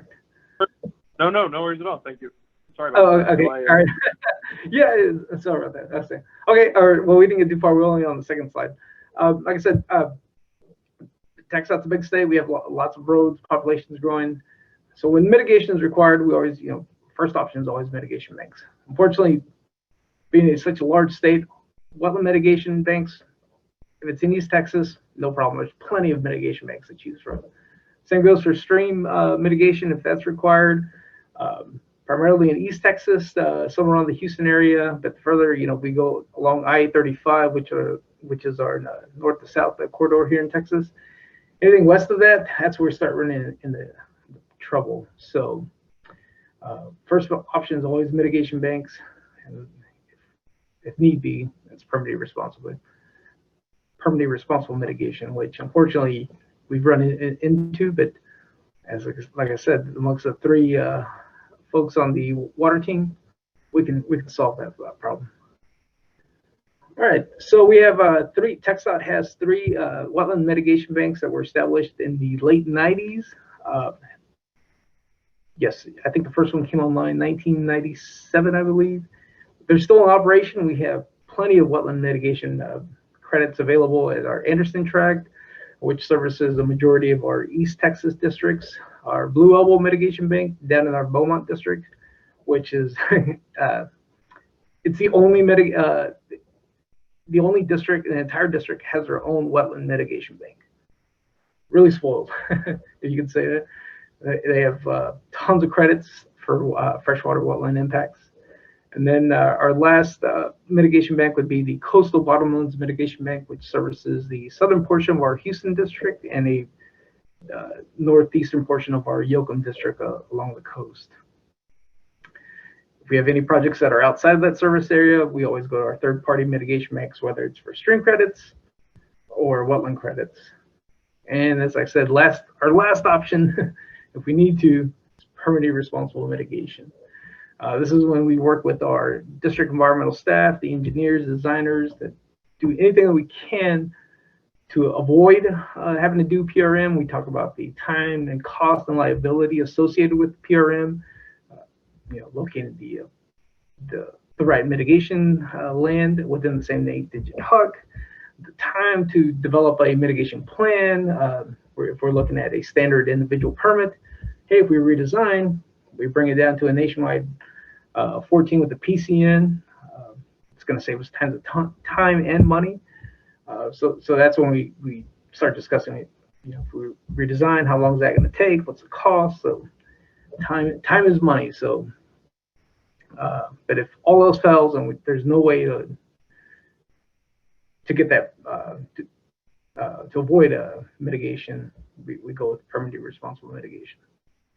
With that said, we've developed 2 standard operating procedures to handle our mitigation. So the first one is the standard operating procedure for purchasing mitigation credits from 404 permits. This outlines the process for TxDOT to acquire stream or wetland mitigation credits from one of our TxDOT mitigation banks or a third-party stream mitigation bank. And the second standard operating procedure, which this presentation will focus on, is a standard operating procedure deals with Section 404 compensatory mitigation via permanently responsible mitigation. This outlines the process for a TxDOT district to fulfill the requirements of wetland and stream mitigation under via PRM. And so with that, we'll get into the steps of that. It's an easy 5-step process. we have that down. Follow these 5 steps, it's guaranteed to work. So with that, our first is, confirm that mitigation is required. Like I said, we have 4 core districts, so each core district has their required conditional functional assessment. Whether it's in Albuquerque, Fort Worth, Galveston, or Tulsa, we have to utilize the appropriate conditional or functional assessment. Most of our mitigation has been within the as of lately, within the Fort Worth, Galveston, and Tulsa. We haven't done much in Albuquerque, and I hope it stays that way, because as you all know, most of that is in the arid desert. So I hope we don't have a mitigation out west. That would really be a big time project. As always, as we tell our districts,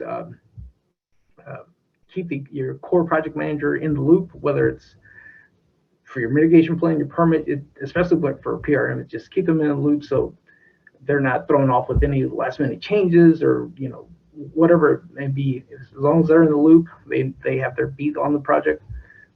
It should definitely help not only the core, but it helps TxDOT. Step 2 is identifying your PRM planner, provider, and the mitigation site. This is where it gets kind of a little tricky. The first question is whether or not your PRM plan is going to require an engineering stamp, a professional engineering stamp. Most of our mitigation that we've done, like PRM mitigation that we've done lately, has been non-engineering. It's been wetland mitigation. Which is great, so we can use our environmental consultants via our environmental scientific contracts. We use these consultants to develop and implement the PRM plan. And our current contracts include a PRM planner provider. We've used this as a result of, just PRM's become it's happening on, not for every project, but it's happening. So, hey, look, let's might as well start including a PRM planner provider. So if we need to, we have them ready to go. Engineer PRM, and this is more for stream PRM. The consultant working on the 404 permit will have to identify a PRM planner provider, whether and then the engineering must be contracted separately from our environmental consultant contract. So that's something that the district will have to go fund the PRM planner and provider via the engineering district contract. Next step in this is the PRM agreement. We execute a turnkey agreement with the PRM provider only if it's the same entity. The few projects that we've had here lately, it's been the same entity, so we've been fairly lucky. But if not, the PRM provider, since they're the ones actually putting the plan into play, that our contract will be with them. And by turnkey, it's the PRM provider takes full responsibility of the implementation monitoring of the PRM. So it's a one and done. We sign just, like we're purchasing credits from a mitigation bank, that PRM provider takes on the full responsibility, which is great. It's TxDOT, TxDOT is still the permittee, but we have this turnkey agreement where they accept full responsibility of this implementing the PRM. Last step in step 2 would be the mitigation site. Locating your mitigation site. This may occur prior to the execution of the turnkey agreement. Has to be within the mitigation site has to be within the 8-digit HUC as your impacts. If the site can't be identified within the 8-digit HUC, the PRM planner will consult with the Corps, a PM, to determine the next steps, whether it's in ratios. If your PRM site is located outside the 8-digit HUC. And then, as well as site feasibility, the PRM planner provides a written analysis of why the selected site will be best for TxDOT. And as always, we invite our core project manager to visit the site once it's been identified. And throughout this process, we were keeping them in the loop because communication is key. Third step would be of the SOP would be the drafting of the mitigation plan. We have to adhere to the appropriate core district PRM guidance. It's on each of their regulatory web pages. We keep the project manager in the loop of this plan. That this is where it becomes very crucial that we keep them in the loop with any changes. And once we have a PRM plan that's been reviewed by TxDOT, the district staff, our NRM staff, our water subject matter experts, we submit that to the core project manager for review and approval. And as a result of keeping them in the loop, they're aware of what's going on, any changes, any development. So it should that helps to streamline the process. Not necessarily makes it we send it in 2 weeks later we have a plan approved, but they're aware of the entire development of the PRM mitigation plan. Fourth step, as I mentioned, execute the actual mitigation agreement. It's a turnkey contract. And this is where we can refer back to our previous SOP for acquiring and purchasing Section 404 compensatory mitigation credits. This determines the source of the funding, whether it's 100% district funds or if the district is requesting right-of-way funds from our right-of-way division. We have our general counsel review the mitigation agreements, the entire process. So it's our agreements not only makes sense from a Section 404, but they're legally sound. So it's a lot of hoops to jump through, but we've been doing this for quite a bit, and I think we got it down. And now with the development of the SOP, it's I tell our districts, hey, we follow these 5 steps, we're going to get this, no problem. It's a long process, but we're always there along the way to help. Once all this is done, we execute the turnkey agreement with the PRM provider. They sign it, TxDOT signs it, and we're on our way. And the final step would be the actual construction and monitoring and the closeout of the PRM. The PRM provider implements all aspects of the plan. They're responsible for the monitoring reports to the Corps of Engineers, of course, TxDOT district and our headquarters here in Austin are involved in the review of these monitoring reports before they're submitted to the Corps. Once it's ready to be closed out, once the monitoring period has concluded and the Corps has accepted the mitigation, we can close out and the PRM will transfer the easement and long-term management responsibilities and all of that to a third-party conservation organization, unless the PRM provider will retain ownership. There's been one project here lately. We had the PRM was conducted within our right-of-way, and this was in our Paris district. So we had to get our TxDOT commission approval on that. So another set of hoops we jumped into that, but at the end, everything works out. We get our PRM agreement in place. It gets executed. The plan gets approved by the Corps. We build it, and we've been monitoring since. And yeah, that's all I have. Any questions, comments? You can reach me at my phone number, 512-897-9748. That's my email listed below. And all of our guidance that we put out for our TxDOT environmental district staff, our consultants, can be found at our environmental compliance toolkits at this link provided. And with that, I'm done. I think next up we've got Bob Pearson and Jennifer Gibson from Wisconsin DOT. Thank you, Phil. Struggling here with getting something going. Oh, thank you, Jen. Thank you for the invitation and letting us share. Are you able to hear us okay? First, I should check. We can hear you good. Just put the slides in presentation mode and everything should be good to go. Thank you. Thank you for the invitation and letting us share our evolving story of mitigation delivery. Jen and I lead our agency in these efforts. I'm the department's hydrogeologist who administers our bank program, among other roles and responsibilities, including research and serving on the Wisconsin PFAS Action Council, Groundwater Recording Council, and the Geologic Mapping Council. Jen, would you like to introduce yourself, please? Sure, I'm Jennifer Gibson. I am the state ecologist and wetland biologist. Next slide, please.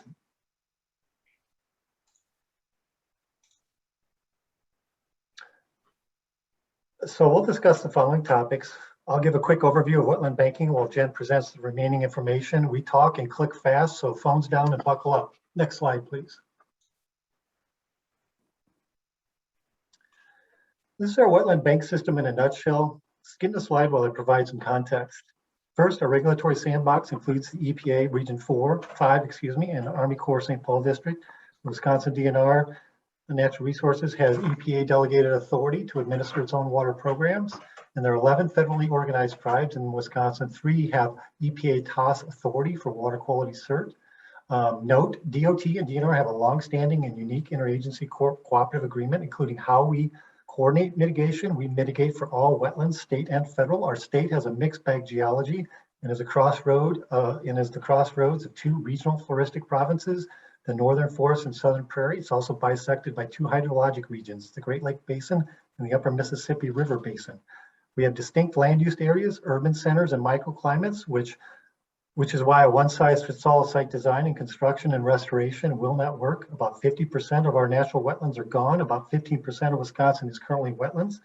WisDOT was an early adopter and innovator in developing a single client statewide umbrella bank agreement, conceived in the late 1980s and formally established in 1993 for the purpose of streamlining permit approvals to construct road, bridges, and other DOT-administered projects. Remember, a bank is simply the accounting of debits and credits. Our bank is the state of Wisconsin, and our bank sites are spots on the landscape. Since 2012, the St. Paul District has been requiring WSDOT to develop individual mitigation bank instruments for newer bank sites and more recently for smaller bank service areas. WSDOT does not purchase credits from private bankers or in lieu fee providers currently, and our policy is to keep getting better at what we do while watching marketplace trends. Next slide, please.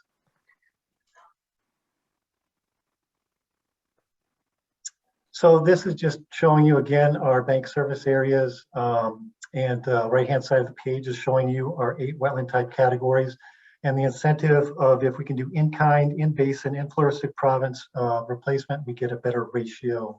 Next slide, please. We do have consultant support for our wetland program, and we do, Jen and I try to keep track on forecasting so that we know our bank life needs, and we base this on wetland credit utilization rate trend analysis and anticipated demand based on our regions. Next slide, please. So this is really just trying to give you a snapshot of the wetland loss through time for WSDOT. The top bar or the left axis is acres, 0 to 500. From left to right, it's 1990 all the way up to near present. And you can see there's a definite character to the wetland loss in our projects. And of course, as you know, in DOTs, we can do spastic things at times. So there are some spikes occasionally, but you notice that there is a downward trend. Next slide, please. So I like this graphic. It's really basically just showing the audience the age of our credits, the size of our ledger. The left-hand side is showing you wetland credit acres. Again, the bar graph at the bottom is showing you 1993, I think, or 2, all the way up to 2018. There's a definite character to this, to our credits, for sure. To couple things to make a note of. We call it our legacy system from about 2012 backwards, and we call it our modern system from about 2012 forward. If you look up, and there are definitely distinct reasons and cost swings for those credits based on age and scale, land use location, rural versus urban, natural environment location, type of restoration, creation versus passive, regulatory changes, and of course, your investment strategy. We've been very successful investing in credits early. That's paying dividends right now as we speak. In the upper right-hand corner, Jen, you can point to sort of the Texas orange burnt dots.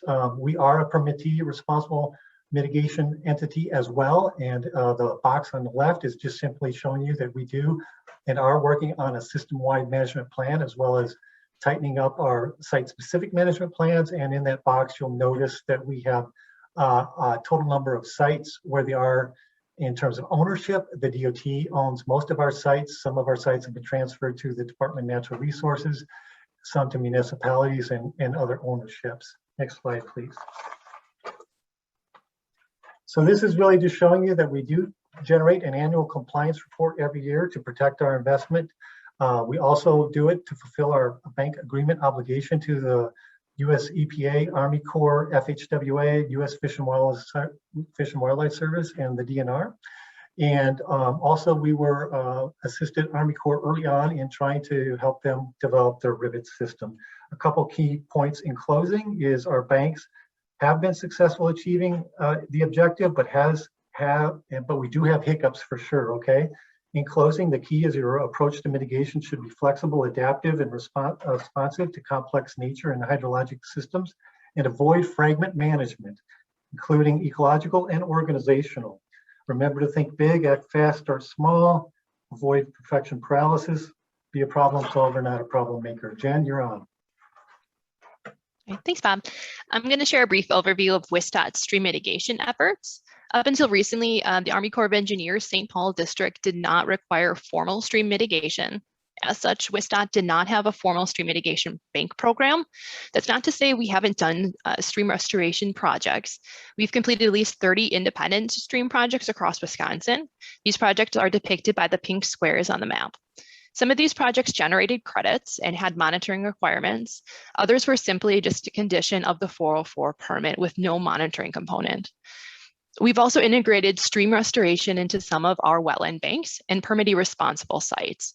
And those are depicted by the orange squares. We've been making an effort to track down all of our stream restoration efforts and add them to a GIS database. So the map that we're showing is not all inclusive. There are many more across the landscape. Reflecting upon the variety of restoration work our department has already completed is helping to guide us into the future of formal stream mitigation. The mapping effort is also allowing us to look at stream mitigation opportunities that may exist at our wetland banks. Sites with potential opportunities are shown with yellow and blue dots. Before I discuss project delivery methods, I'm going to touch on funding sources that we utilize for mitigation projects. The largest source of funding for WSDOT mitigation has historically come from federal, state, and local transportation funds, and those are used in varying combinations. This funding source has allowed us to establish permitting responsible wetland and stream mitigation sites tied to highway-led projects. While the source of this funding has slowed for wetland sites, due to the 2008 federal rule and change to mitigation hierarchy, we still expect it's going to be remaining an essential part of our stream mitigation program going forward. The next funding category is dedicated to state transportation funding for our wetland bank program. These funds are used for the design and construction of wetland banks, as well as for vegetation maintenance and property management. Having funding readily available allows us to strategically plan banks in high-need service areas and helps to streamline the 404 permitting process. The last category is when we utilize outside funds for restoration projects. This includes funding from state and federal agencies, as well as nonprofit organizations. We've used this funding source intermittently for wetland and stream mitigation projects. We currently have a handful of delivery methods available to us. On the left side of the diagram, we have methods that we use the most often. Traditional highway let process is a very common way we deliver mitigation projects. We frequently let permitting responsible mitigation with other transportation projects. Our current wetland banks are not tied to transportation projects, so those are delivered as standalone off-system lets. The drawback with these delivery methods is that they are typically bid on by highway contractors with little to no ecological restoration experience, which means a lot of oversight is required. We also have master contracts and purchasing contracts available to us. We've used master contracts primarily for mitigation site design. Similar to let contracts, we don't always have firms with strong restoration experience to select from. Our biological services purchasing contract is a newer option to us. It's comprised of 5 consulting firms with substantial restoration expertise. We have not designed or constructed a project with this contract yet, but it's something we will be considering. So far, work under that contract has been limited to vegetation management and monitoring services. So this slide shows some future methods of project delivery that we have available to us. Wisconsin has one in lieu fee program established. It's operated by the Wisconsin Department of Natural Resources, and it's called the Wisconsin Wetland Conservation Trust. It currently only allows for wetland mitigation projects, as stream mitigation requirements are just on the horizon. WSDOT could establish our own in lieu fee program or decide to purchase credits from banks, from private banks, I should say. Our department's future use of these alternate methods is dependent on market cost and reliability to deliver. As Bob had mentioned, right now, as a single client sponsor and permittee, we can provide reliable, lower cost mitigation to support our transportation program. So we had a hard time coming up with a concise list of challenges associated with mitigation project delivery. There are so many more that we could have added to this slide. There are many variables involved with this successful mitigation program. I'm just going to touch on a few of the topics on our list and how WSDOT is approaching them. With a very large mitigation program, land management issues can be very time consuming. We've had several successful property transfers to Wisconsin DNR, universities, and nonprofits, but we've also had instances when we've had to reacquire our sites. Invasive species and increasingly difficult to meet performance standards are also common challenges for restoration projects. We're continually looking to improve our processes to reduce the likelihood of these issues, but there'll always be an outside element that we cannot control. The change in mitigation hierarchy now places an emphasis on bank site development, so we're able to do a better job strategically planning our sites. Changes in our transportation program, like fewer off-alignment projects and a lower need for credits overall, has aided in this effort to avoid the just-in-time mitigation project to secure a 404 permit. This allows us to utilize the watershed approach and locate sites that do not require a forced fit onto the landscape. Our department is focusing on ways to improve systems and data management. We're learning from the past and making data-driven decisions to improve our process. Many of our restoration projects, particularly permittee responsible sites, were designed and constructed independently by region offices. We've been trying to introduce a connected management approach to improve our program continuity and accountability. This effort requires management support and appropriate staffing. We are exploring opportunities for holistic projects with elements of wetland, stream, and other habitat restoration. Additionally, we're always looking for partnership projects to restore higher quality sites and build relationships. We'd like to thank everyone for taking the time to learn about our WISTOT mitigation program. As you can probably tell, we have a lot of experience and information to share. So feel free to reach out to Bob or I. We're more than happy to set up a call to discuss wetland and stream mitigation. Thank you. Great, thanks, Jennifer. I think next we will hand it over to Rod Hess from Utah DOT.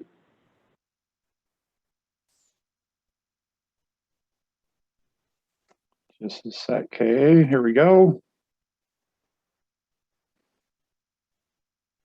Like to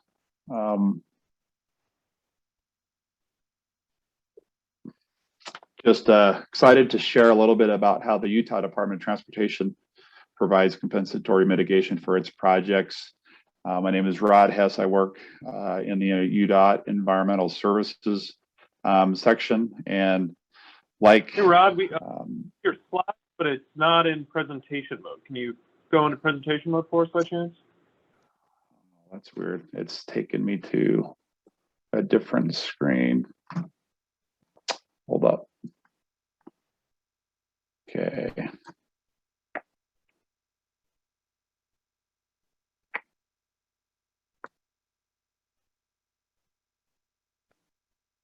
Hang on there.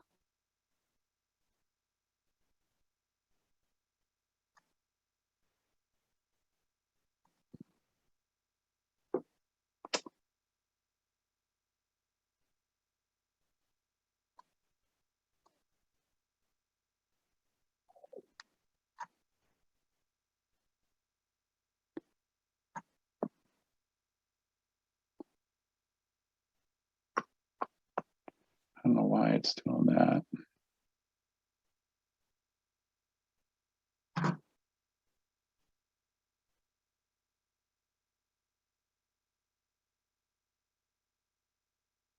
Okay, let's see if it takes it now.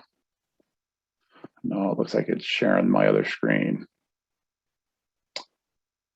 for some reason. I think if you just, well, it looks like if you just go to the bottom right and slideshow mode, it should show up. But if you need to do it not as there it is. Yeah. I got used to one online platform, and now you get it used to another one. So anyway, my name is Rod Hess. I work with the Utah Department of Transportation Environmental Services. We're going to take a brief moment and share a little bit of how we provide compensatory mitigation for our projects. As mentioned with the other DOTs today, just a brief summary of the diverse habitat that exists in the state of Utah that of course provides unique opportunities and circumstances for Section 404 compliance, obviously including the mitigation aspect of our projects. So this is a series of ranges of landscapes and habitats that exist, of course, in our state as well. And no doubt that you're aware of your own circumstances in your various states. UDOT generally follows a permittee responsible mitigation approach for our projects in particular, because there are very few, if only one commercial available bank in the state of Utah. There is not an approved in lieu fee from a commercial entity where the department could purchase credits. So that option is not available to us. UDOT has developed one Army Corps approved mitigation bank, which is in Utah County, that does provide specific mitigation solutions for our projects, and at least within a portion of that county. So over the past years, we have pursued on-site and off-site, as well as all types of mitigation options. for projects. And UDOT Environmental oversees the entire process on a project-by-project basis, which includes the permitting, the mitigation, coordinating with the projects to ensure that there's sufficient funds available for design, construction, monitoring, long-term and adaptive management costs. Of course, those long-term costs can extend well beyond the construction, obviously, phase of a project. So ensuring that those long-term costs are available for us to provide ongoing maintenance is a critical aspect to all mitigation. UDOT environmental staff, we manage each of the mitigation sites from construction to site success. And when possible, when funding's available, we will generally create procurement contracts to handle vegetation control and other site requirements that might be necessary based on permit requirements for a specific mitigation site. Just a brief summary of the UDOT mitigation approach. 1991 is our earliest documented Army Corps permit that required mitigation. To date, we've had a total of 54 UDOT projects that have required compensatory mitigation. On these projects, there's collectively 84 separate mitigation sites throughout the state that we manage. With those are 3,500 acres of wetland mitigation, as well as about 10,000 linear feet of stream mitigation. On those projects, generally those are single mitigation sites per project, but in a few cases we have 8 projects that have multiple mitigation sites to address its permit requirements. And on 2 specific separate UDOT projects, there's a total combined of 18 mitigation acres or locations along those 2 projects, with a total of 3,200 acres of mitigation. And most of that is in the form of preservation type mitigation. And UDOT has, again, as I mentioned earlier, developed one Army Corps approved mitigation bank that we own and maintain that equals 112 acres. And currently, as of this year, UDOT is currently monitoring 5 separate mitigation sites equaling 172 acres of wetlands habitat, along with 2,600 linear feet of stream. We have 3 separate mitigation sites that are under some form of development and construction. That includes 1,100 acres of wetlands, as well as 6,500 acres of stream mitigation. Those are in various phases of being constructed and completed by the construction project. We have one mitigation site that's currently going through the permitting process by review by the Army Corps, and we're expecting a permit any day now, as well as a mitigation plan approval. And that single site is 36 acres of wetland mitigation. Just briefly, we wanted to share our one experience with an Army Corps approved mitigation bank within our state.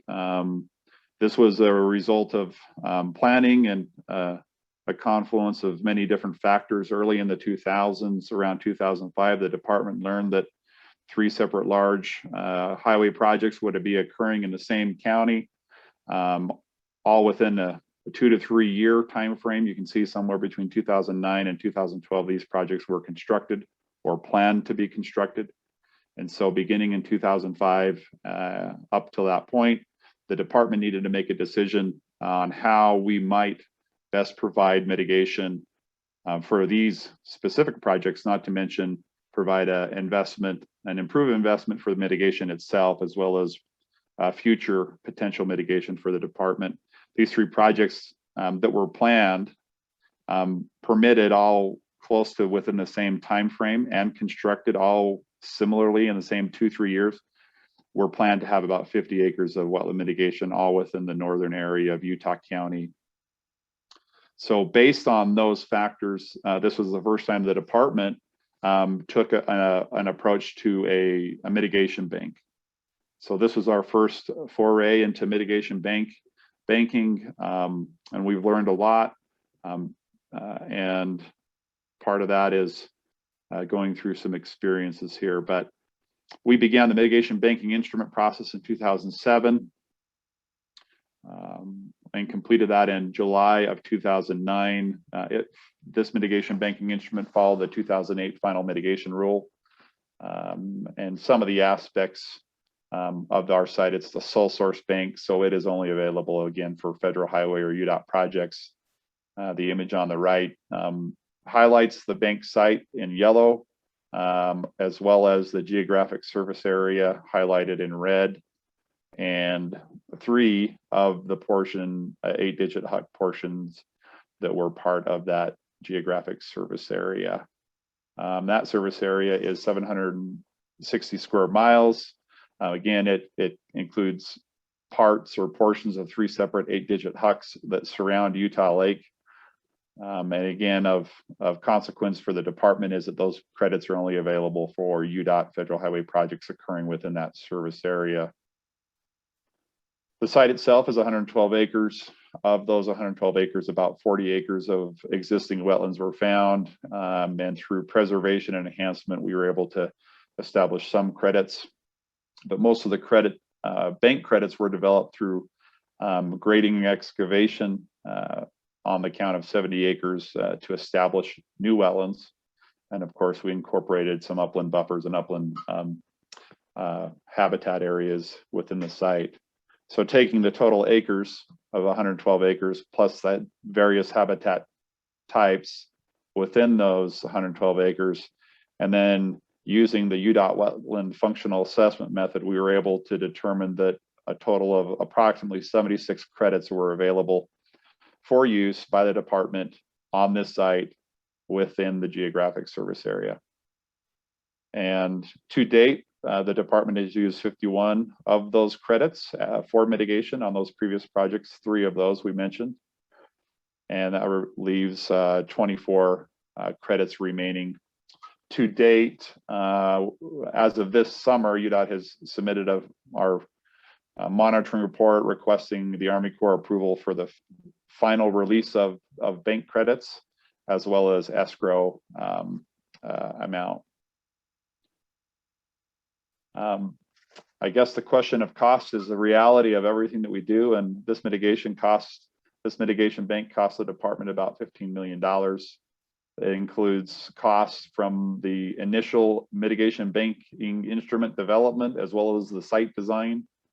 The Army Corps required escrow to meet their 2008 final rule financial assurances as part of those costs. And of course, the majority of those costs come from the acquisition of the 112 acres, as well as the site construction. And ever important is the ability to maintain that site long-term. And so obviously the ongoing maintenance cost is part of those overall total department funds, which continues to provide us with good success on site. These are just 3 images of the site from the beginning of construction up to this year. It continues to be managed, and again, we've met our final success criteria. Now we're just waiting for the opportunity to have the Army Corps agree and release those final bank credits. For the lessons that UDOT has learned on the mitigation banking process, I'm sure are very similar to other DOTs, as well as other DOTs who probably have much more involved experience. But for us, we learned that the coordination with the Army Corps and the IRT is obviously critical to the bank development process. The funding is again critical. Setting up funding outside of a project is can be a unique circumstance that some DOTs haven't quite approached. And for us, we were able to do it in this one case, but outside of our project, the funding can be a challenge. So that funding needs to be able to estimate the costs for the mitigation banking process, the instrument, the property acquisition, construction, long-term management, of course, along with some contingencies as the amount of time that is often taken and the challenges and the circumstances change. The DOTs must be able to have some contingency to account for those things as over time. One aspect for us is the geographic service area. Is it sufficiently sized to meet the mitigation needs for the DOT, including when you keep in mind the amount of funding and the DOT transportation planning that may occur within that service area. Of course, that's a process that gets explained through the mitigation process with the Army Corps. And of course, site management is a critical component of that as well.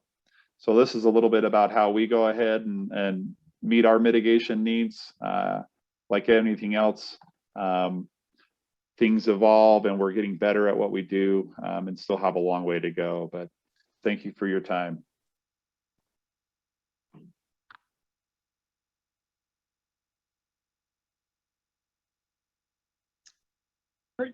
Great, thanks, Rod. We will hand it over to our last, but certainly not least speaker, Sean Marcus from Caltrans. Great, thank you.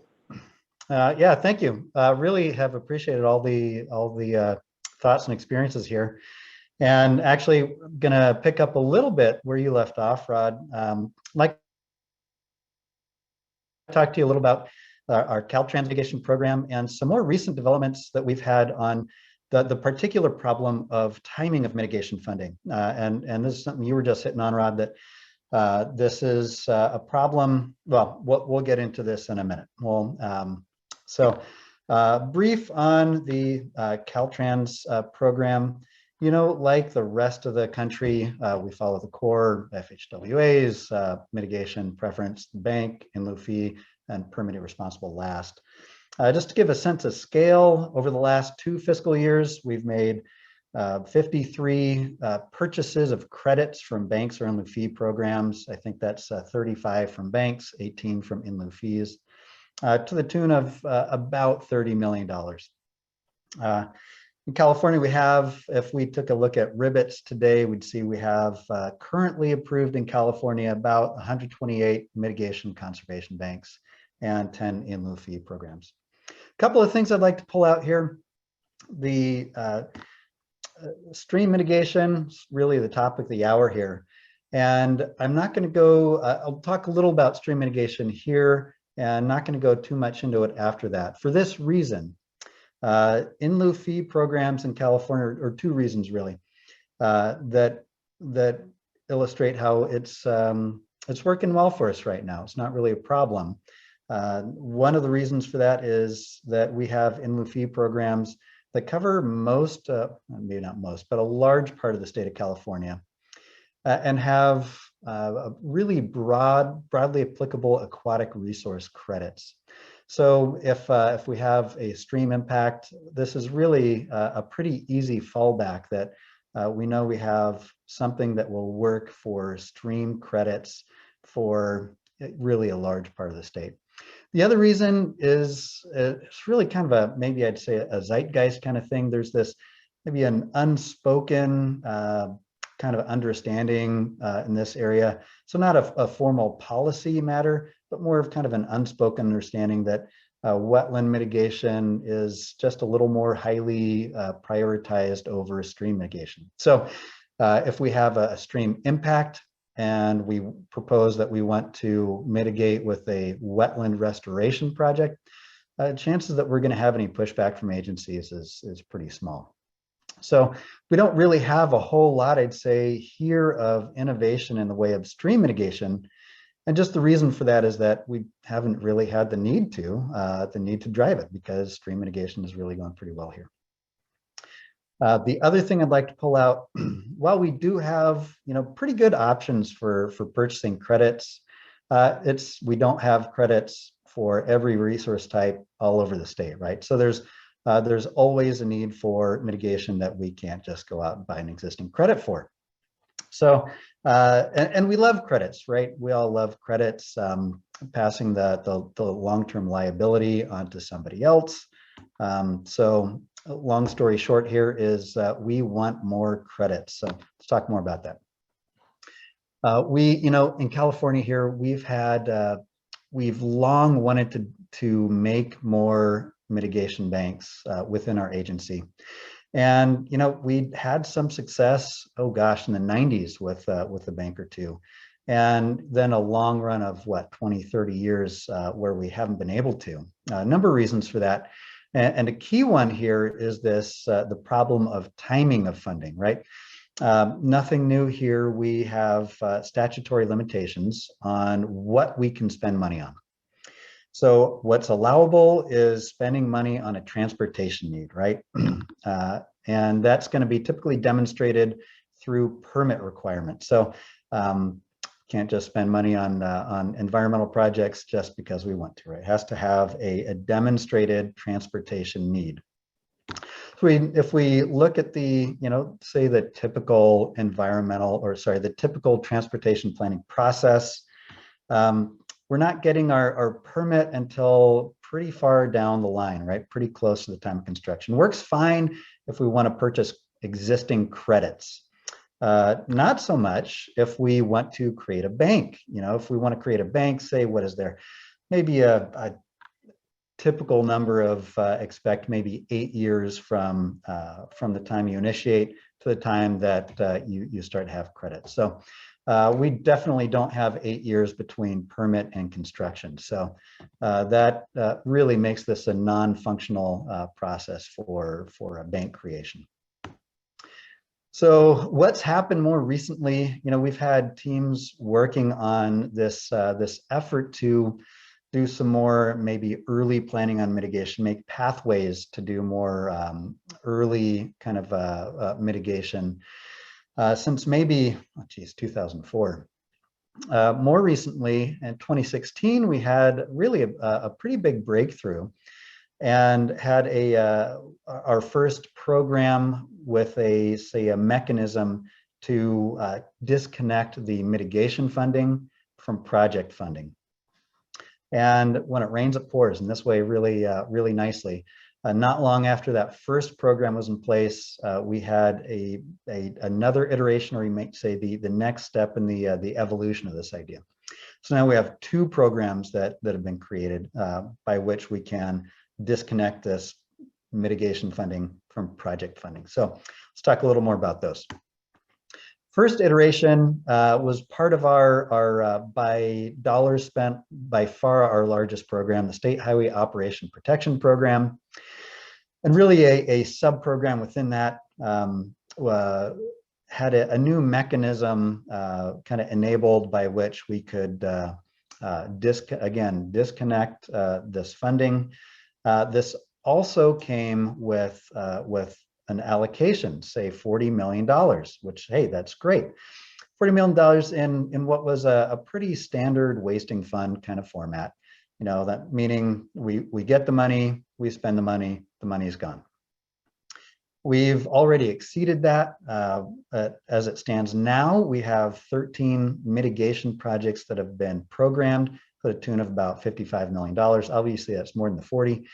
Our districts, after that allocation was used up, have had the opportunity to take money out of their, if you will, their operational budget and identify a need and a project and program it out of their district district funds. What are the kinds of projects, mitigation projects we're programming?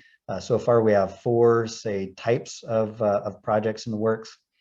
RFPs to create banks or credits. Why do we say banks or credits? This is, we've long expected that we would get a benefit from creating a new mitigation bank. Another little twist on that that we're realizing is that, we don't necessarily need to have all the credits in a bank, or we don't need a bank to have only credits for us. We're projecting a need for credits and timeline, and that we can actually have a little bit of an extra benefit in cases in maybe spurring mitigation bank market. So say there may be a banker that has had a concept for a bank, but maybe the economics just aren't quite penciling out. And if we come in with a guarantee of a purchase of so many of those credits, or of a guarantee of seed money, that might just put them over the edge to pull the trigger on it. So we still get what we need. And hey, if the banker can come up with more credits that they can sell for themselves, good on them. All right, other thing, bulk credit purchases. So we have projects in the works to do purchases of existing credits. So why would we want to do this early purchase of existing credits? Well, one, it leaves us less vulnerable to price increases, but probably more importantly, less vulnerable to those credits selling out. So say we have maybe a need that we've identified for a certain type of credit, and a bank comes online with those credits, and say it's in an area where we might expect a lot of housing development in the next 10 years. Well, we might project that by the time we have a realized need with a permit in hand, that bank might have sold out of all those credits. So this lets us get kind of ahead of that game. And also making financial contributions to HCPs and some permittee responsible projects. All right, next evolution of this. So again, this first evolution was, or iteration was maybe a little bit straightforward. Wasting fund, district can program a project and do it. The next iteration here is not so much a mechanism that was created within one of our programs. It's a whole new program created by legislation. And the legislation not just creates the program, but also creates a whole new account, which is really a pretty remarkably rare thing. And seeds the account with money. So say, I believe now we have $120 million, with possibility more in the future. The idea here being we have, say, we want to use some of this money to purchase credits or to create a bank. Once the transportation comes along with a permit in hand to actually use those, well, basically now they'll purchase those credits from the advanced mitigation program. And when they purchase those, they'll effectively put that money back into the revolving fund so that money can be used later to do another mitigation project. So in this way, this is intended to be sustainable long into the future. So you might expect with a legislative effort that we'd have a lot more scrutiny and planning needed, and you would be absolutely right. So we have an advanced mitigation program team that's been doing a tremendous amount of work on getting guidelines developed, strategic planning, public outreach and education. And we're getting to the point now where we haven't spent any money yet, but the first projects are coming into sight. So tremendous amount of work and very excited about this. And if you'd be at all interested in learning more about this program, we do have quite a bit of information on our website about it. A couple of notes I'd make here. Advanced mitigation, we have a very specific definition of this that applies to both of these programs. This isn't just, say, doing mitigation before construction. This isn't just doing mitigation before permit, but specifically we're defining this as programming a mitigation project before we have a transportation project programmed. So that really allows us to kind of move the timing far in advance and have time to crank out a mitigation bank before we need the credits for it. Also, while both of these programs have a lot of promise and we're pretty darn excited about them, it's a long shot from solving all of our mitigation needs. So there's still going to be a lot of mitigation that that this won't solve, but this allows us to do some very well strategic, say, targeting a type of resource that there's not mitigation credits for, or in an area where there's no credits. So maybe we'll say real briefly, so I think I'm running out of time here, give you one example of a project, again, in this first iteration of our advanced mitigation, where we are creating a bank, a conservation bank for one of our state listed and federally listed species, California tiger salamander. It's not waters clearly, but same process, same ideas will apply. What we did here, we led a request for proposal. We got bids back, and we have selected one of the bidders, and this is in the works. So this is a species that there are existing banks for. Just the service area for those banks don't exactly line up with where we project our need. And they might sell out too. So this gives us an opportunity to again, strategically place credits where we need them and give us a certainty that we will have them ready for us. So we're targeting 3 aquatic credits, 88 upland credits. And just, yeah, brief notes here. This RFP is a mechanism that allows us a lot of flexibility to evaluate the contract proposal and the qualifications of the bidder. And we have, say, an opportunity to score higher if they'll propose more credits than we're asking for. So really some good potential, some good upside. Also requires a lot of forethought. If we don't have our requirements that we will eventually need built into the RFP, we won't be able to grade the proposal based on those. And we might have a situation where we have a bank that's not going right and we don't have the means of enforcement because they weren't contract requirements. So a few important things to consider, specifying clearly up front what the service area is that we need, say minimum number of credits that we need, agencies that we will eventually need sign off from before this we can give them the last payment. And yeah, in this case, we were projecting a need by 2027.